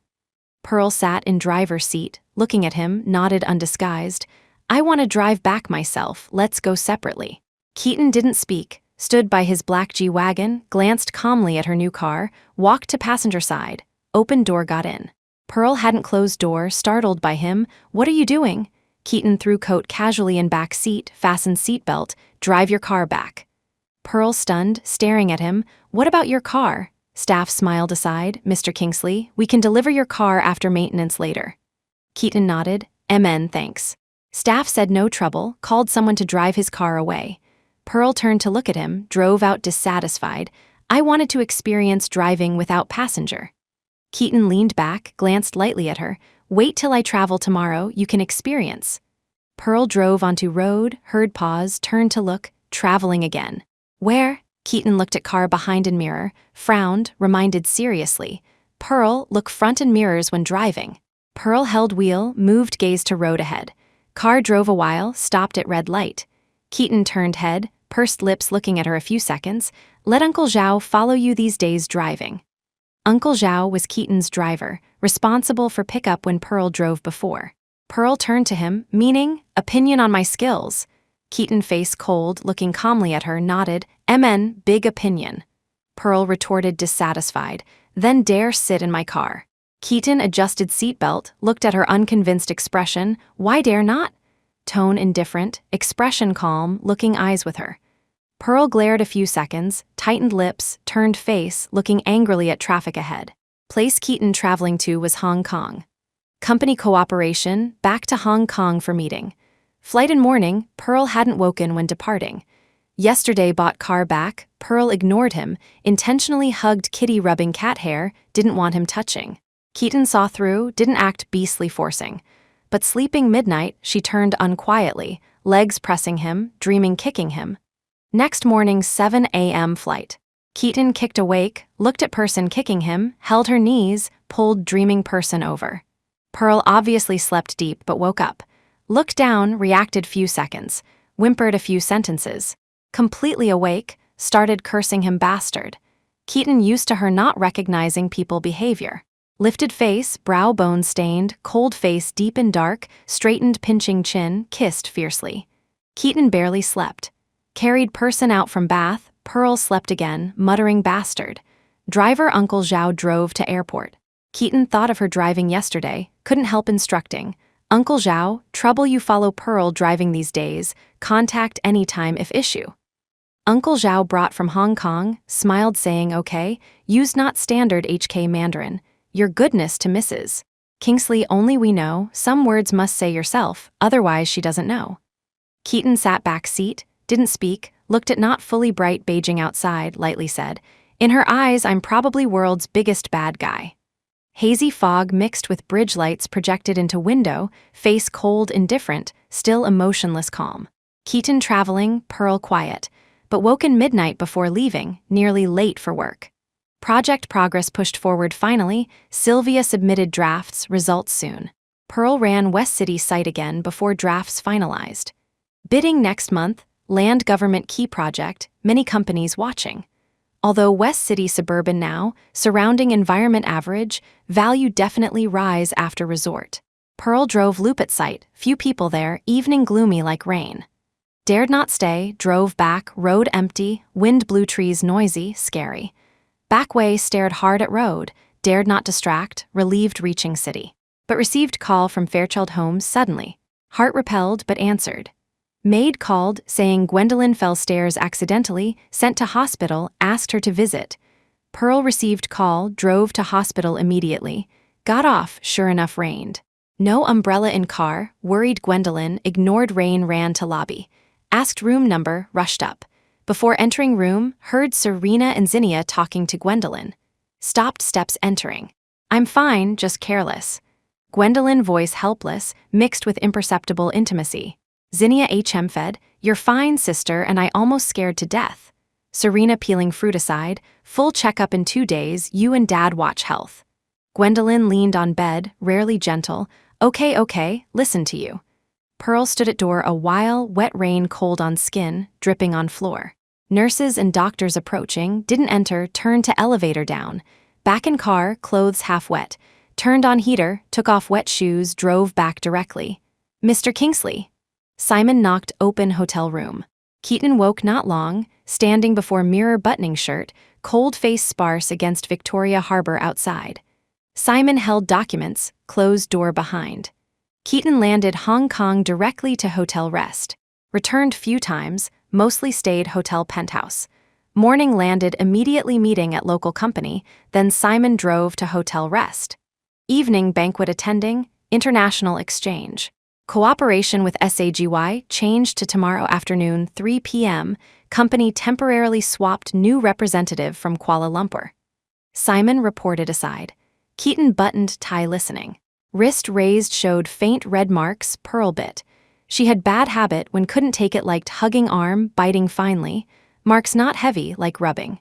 Keaton looked at wrist marks, thought of last time this morning. She sleepy, long hair entangled shoulder arm like algae. Knowing while asking hug. Keaton held her waist, pursed thin lips pushing hair, staring expression. She covered his eyes, hammered him angrily, cried a few sentences, finally buried face in neck sobbing. Mr. Kingsley, Simon finished report, waited arrangements, saw him silent. MN, Keaton put on watch covering bite mark, face unchanged, follow your arrangement. Simon silent, nodded, okay. Evening banquet lasted till almost 10. Fortunately close to hotel, few blocks, drive 10 minutes. Keaton drank quite a bit, tie loose on neck, cold white handsome face showed no drunkenness. Car passed road before harbor, humid night wind poured in. Opposite street sweet soup shop open, tourists queuing. Keaton suddenly spoke back seat, stop. Simon paused, pulled over, Mr. Kingsley? Keaton didn't speak, opened door, got off, walked to shop.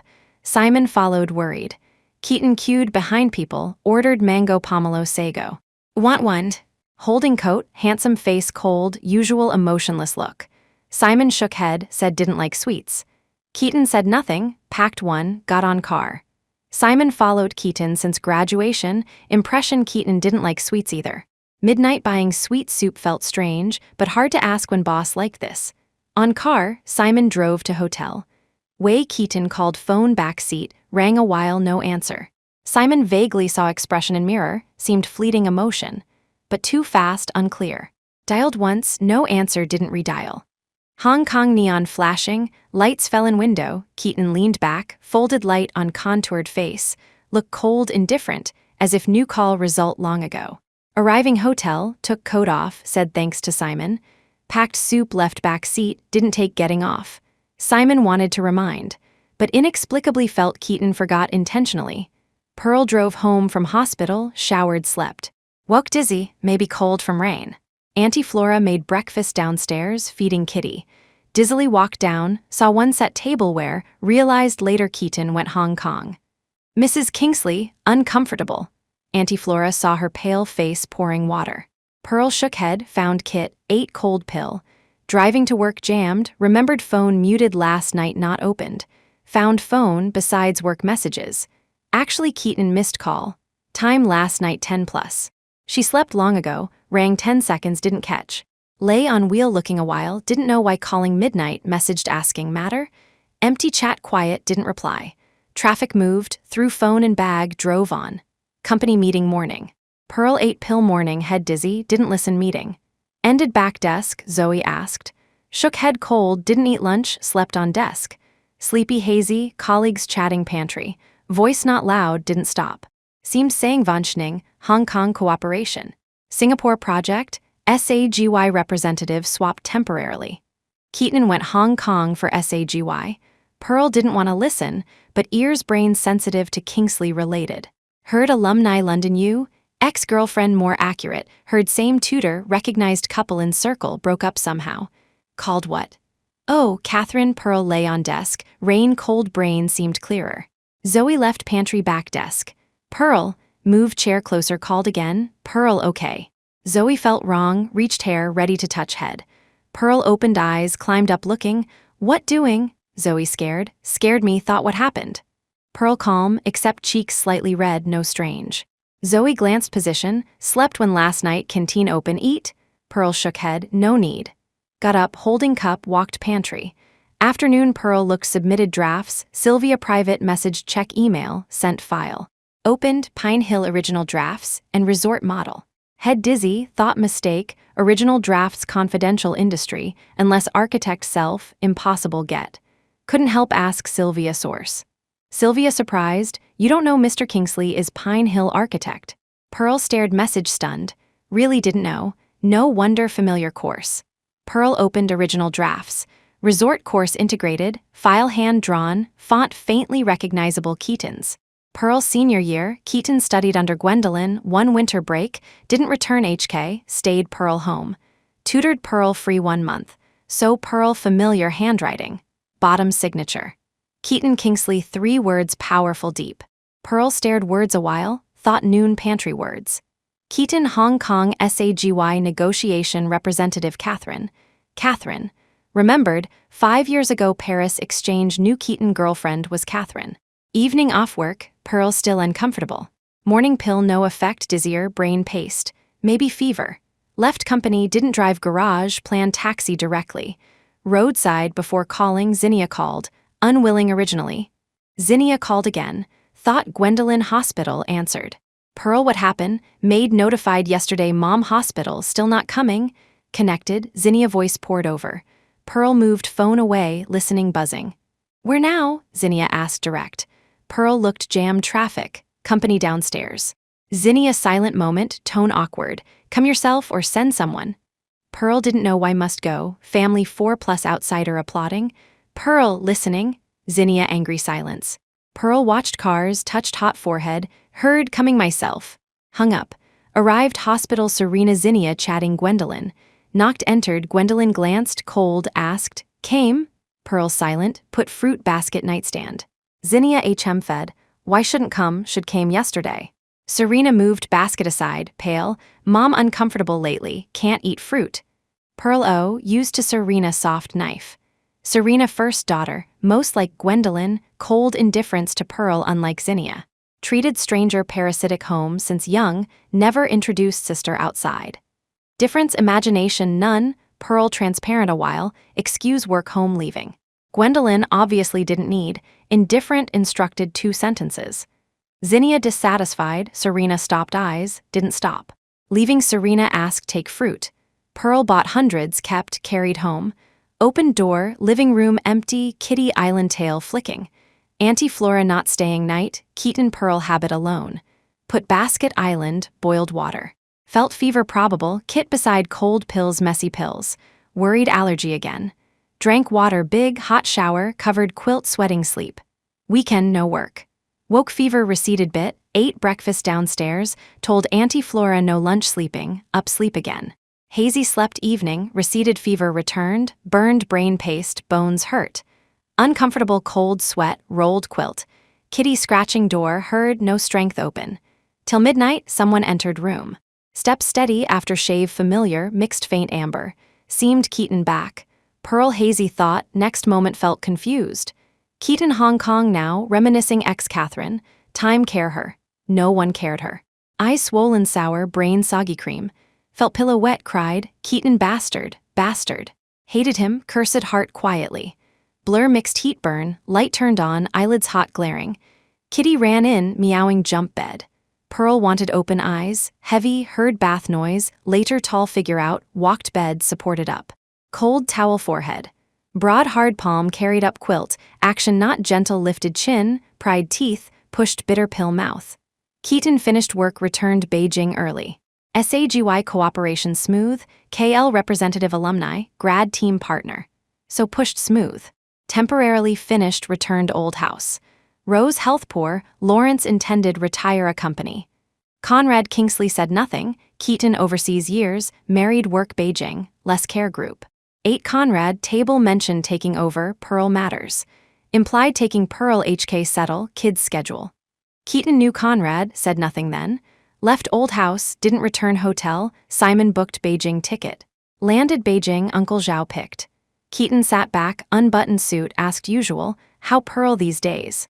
Uncle Zhao followed instructions followed, reported truthfully. Mrs. Kingsley company these days, yesterday hospital then home, didn't drive. Keaton heard said nothing, Gwendolyn's sick new rose, called condolence. But Pearl didn't say, actually trip days, besides missed call, no contact. Opened window wind, told hard work no ask. Car home, living room dark entering. Kitty not usual spot.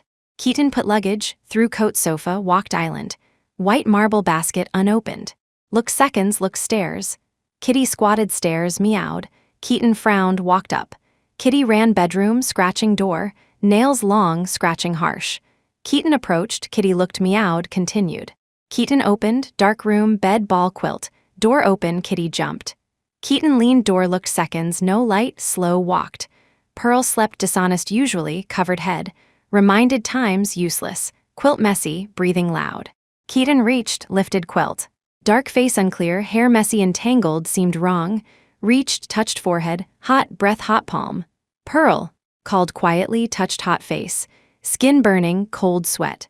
Keaton up, light on, downstairs water pill up, called private doctor. Back up, Kitty serious squatting.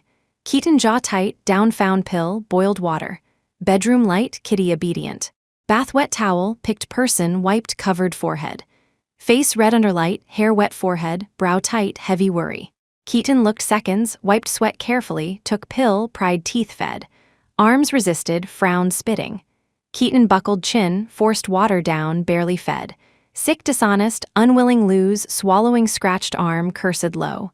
Bastard. Keaton, hate you, bastard pervert. Intermittent, close heard clearly. Keaton arm held, water nightstand, gazed long, pushed sticky hair, put back covered. Doctor came fast, temp 39 plus. Keaton stood side, doctor shot drip. Sent doctor midnight. Bedside stared drip, finished, confirmed receded, carried Kitty out. Pearl woke, fever receded much, hand moved hurt, looked, bruise needle. Stunned seconds. Last night memory poured. Keaton back. Lifted quilt, pajamas changed. Carpet weak, open door out downstairs.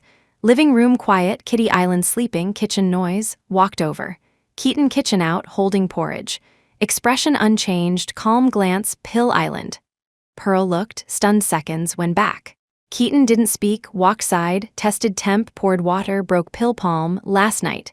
Tone emotionless, looked eyes, asked, fever why not hospital? 2 trips back, allergy fever.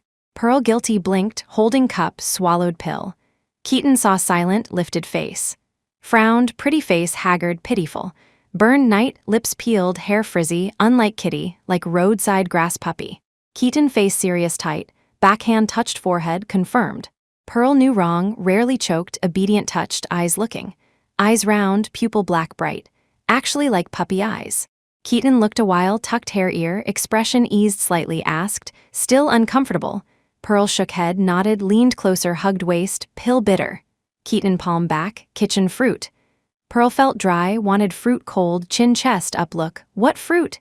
Keaton eyes down, expressionless. Basket bought 2 days ago. Ah. Pearl remembered Gwendolyn fruit kept back. Eat now or porridge first? Casual asked. Pearl released, slippers kitchen ran, now. Entered, cut fruit plated, side mango sago. Pearl loved mango, favorite dessert. HK Tsim Shatsui shop bought every time. Packaging familiar. Walked, opened, reacted seconds, looked door. Keaton leaned, frame looked, don't eat kitchen. Pearl bit lip skin, took spoon, head down ate. Keaton entered, rubbed lip stain, asked, good. Pearl didn't answer, up looked. Keaton brought HK last night? Keaton calm, glanced bowl, light said, no. Dessert morning fever receded, called Secretary Q air freight. Pearl pursed, tone unnatural, then how? Drove Beijing? Keaton brow picked, didn't answer, table eat. Reached fruit dessert, table walked. Pearl spoon tail followed out. Table sampan porridge, vegetables, light food. Pearl stomach empty, fever day didn't eat. Kitty jumped, interested dessert, smelled. Keaton pulled chair sit, hand Kitty down.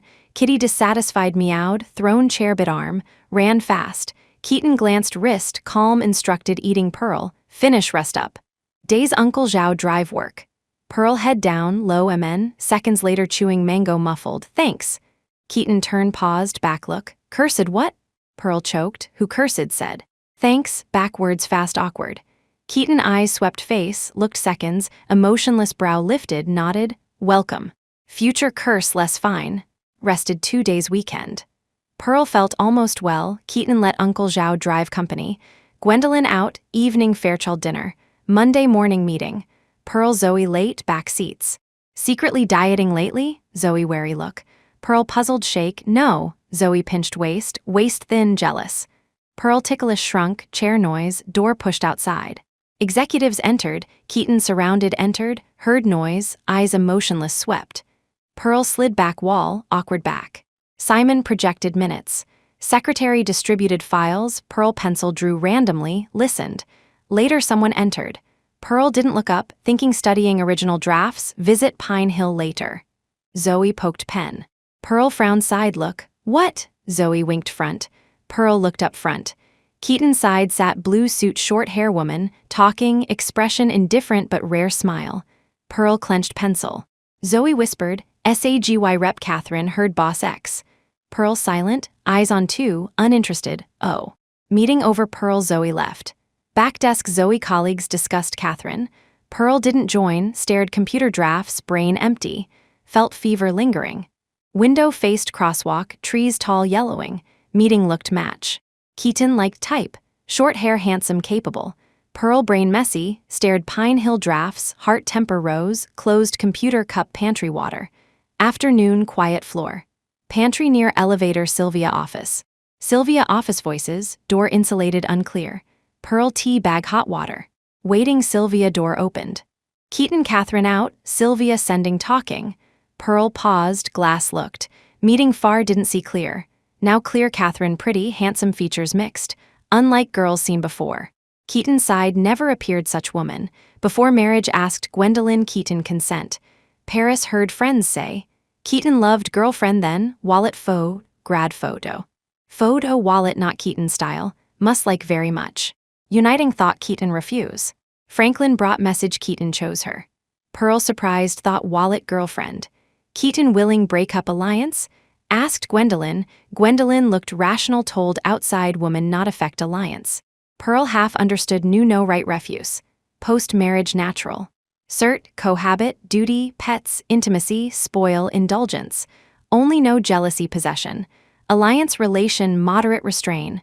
Hot water flowed, bag floated. Pearl recovered, reached close taking. Cup hot burned finger. Low cry through cup sink. Noise loud Keaton waiting noticed, eyes through. Pearl didn't look, reached tissue. Wiping saw Keaton frown said Catherine walked in. Pearl through tissue sink tap. Cold water mask steps. What happened? Keaton sighed closed tap, fridge ice water pressed hand bottle. Pearl looked out, subconsciously pulled back. Keaton buckled wrist, pried fingers looked. Wrist held tight, ice pressed pain relieved. Cup dripping.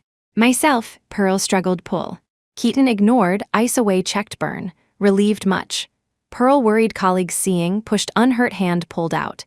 Keaton eyes down seconds, ice back hand, desk ointment? Pearl pinched bottle silent. Catherine outside waiting felt looking. Catherine maybe new wife maybe not. Pearl shame stealing caught owner.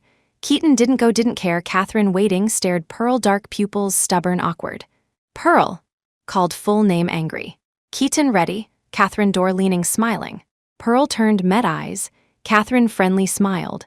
Pearl tight lips didn't express friendliness took cup left pantry desk. Keaton stood in the pantry, glanced at the ice water discarded on the side, picked up his phone to send Simon a message, then walked towards Catherine. Sorry. Catherine just smiled, speaking to him in English. That lovely girl just now looks familiar. I think I've seen her. Keaton stood with her in front of the elevator. Hearing this, he just looked at Catherine quietly. When? Catherine tilted her head mysteriously and smiled. 3 or 4 years ago, in your wallet, did you forget? You even said she was your kitty. Keaton's expression seemed to pause, but there wasn't much emotion in his eyes.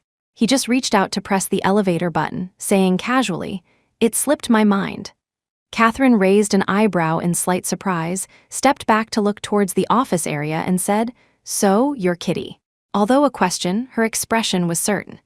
Keaton watched the descending elevator numbers ahead, jawline appearing cold and severe, somewhat unkind. The elevator arrived at the floor. He stepped in first. Catherine still stood at the door without entering. He looked up, expression still calm, but nodded, "Yes, she is my kitty."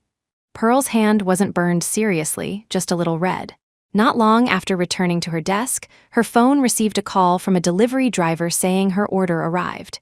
She frowned and went to get it. It was burn ointment. Likely sent by Keaton. Taking the ointment back to her desk, Pearl opened the box and applied it to her reddened palm. A bitter herbal smell. Unpleasant. Off work, Uncle Zhao was in the company garage. Pearl took her bag to the garage, opened the rear door. Keaton sat in the back seat, where she usually sat. She didn't want to change seats, pursed her lips, threw her bag onto his lap, stood by the door looking at him. Keaton looked up, gazed at her for a few seconds, expression quite calm, removed her bag, moved to the other side, giving the seat to her. Pearl reluctantly got in. "Applied the ointment?" Keaton asked with no fluctuation in tone. Pearl's hand was sticky with ointment, threw her bag between them, intentionally blocking him, applied. Voice muffled, looking unwilling to talk to him. Keaton turned to look at her, lowered the partition in the back seat, directly pulled her injured wrist. "What are you doing?" Pearl frowned at him, afraid of Uncle Zhao hearing, lowered voice glaring. Keaton, expressionless, pulled her injured hand, checked the ointment application, then released. Pearl retracted her hand, leaned towards the window, further away. Uncle Zhao, driving in front, didn't notice the couple bickering again. Keaton watched her throwing temper unknown. "How did I provoke you again?" Pearl turned face, pretending not to hear. Keaton knew her personality, the more asked the more contrary, simply ignored. Car drove a while, stopped in jam. "You know in your heart," Pearl said abruptly. Keaton, processing files, didn't look up. "Know what?" Pearl turned to look, bit lip, stared seconds, tone stiff. "Catherine is your ex." Didn't want to say originally. Saying out weird, seemed jealous. But wouldn't be jealous of Keaton. Keaton hand paused, closed laptop, calm gaze. "What ex?" Pearl thought he denied. Angry instantly, raised ointmented hand glaring. "You say what ex?" Keaton gaze on face seconds, tone cold. "Catherine isn't my ex, I don't have an ex." Pearl stunned, froze obviously, expression strange disbelief. Keaton calm, leaned back looking. "So pantry afternoon because Catherine?" Pearl expression unnatural, denied immediately. "No." Keaton silent seconds. "Pearl, are you jealous?" "Who's jealous?" Pearl, like bristled cat, almost jumped. Just Keaton eyes black staring still waiting. "Just what?" Pearl throat stuck, couldn't find reason. "Absolutely not jealousy. Anyway, not jealousy."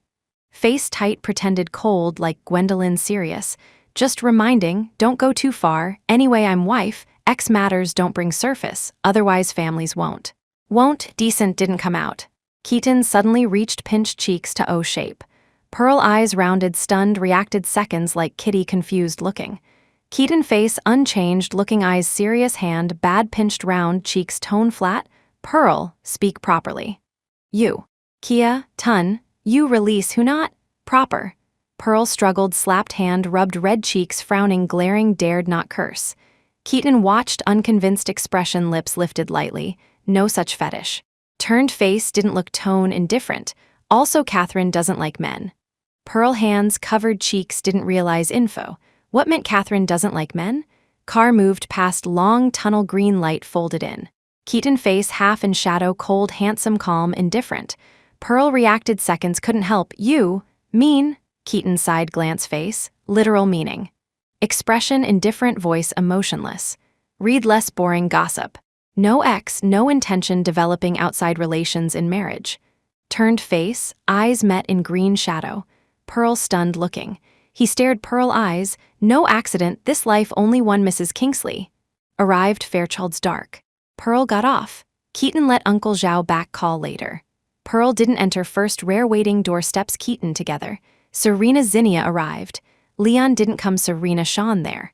Serena late, married Sean marriage, Gwendolyn Franklin, barely agreed. Sean not Beijing average, older former TA. But Serena liked obedient daughter, only rebellion.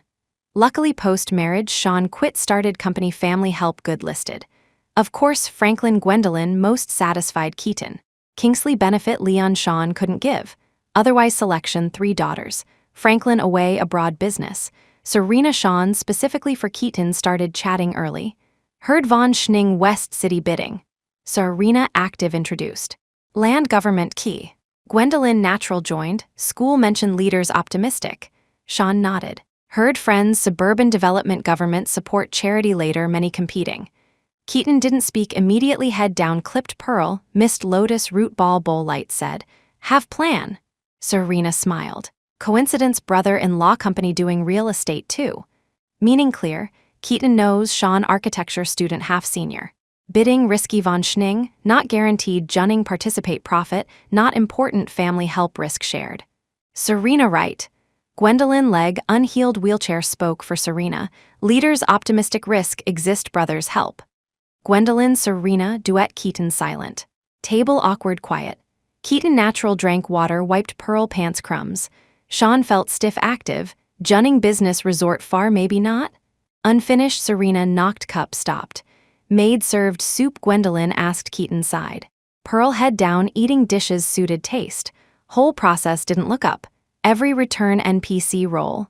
Situation better, Franklin absent. If present, definitely asked share. Fairchild leeching known, Keaton understood. 3 years norm.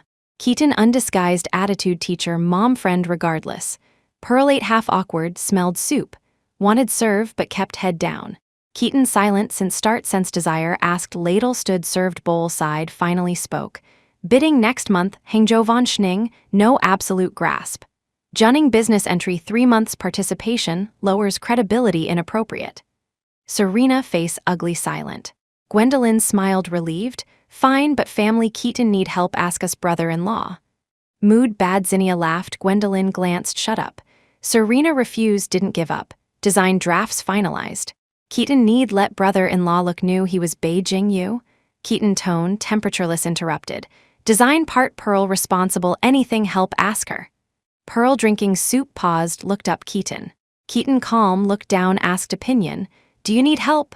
Gwendolyn, Serena looked Pearl. Before speaking, Serena said, Pearl industry new, Sean definitely course design better. Pearl. Keaton seemed unheard, others staring, Pearl asked again. Your design project need others participate. Pearl pinched spoon, pursed lips, silent. Default outsider since young, no speech right, no one asked opinion. Paused, looked Serena, met eyes, shook head. No need alone complete. Serena face ugly, stood left table. Keaton face unchanged, light said, since Pearl no need then forget it. If follow up other Junning parts, I'll have Simon contact you.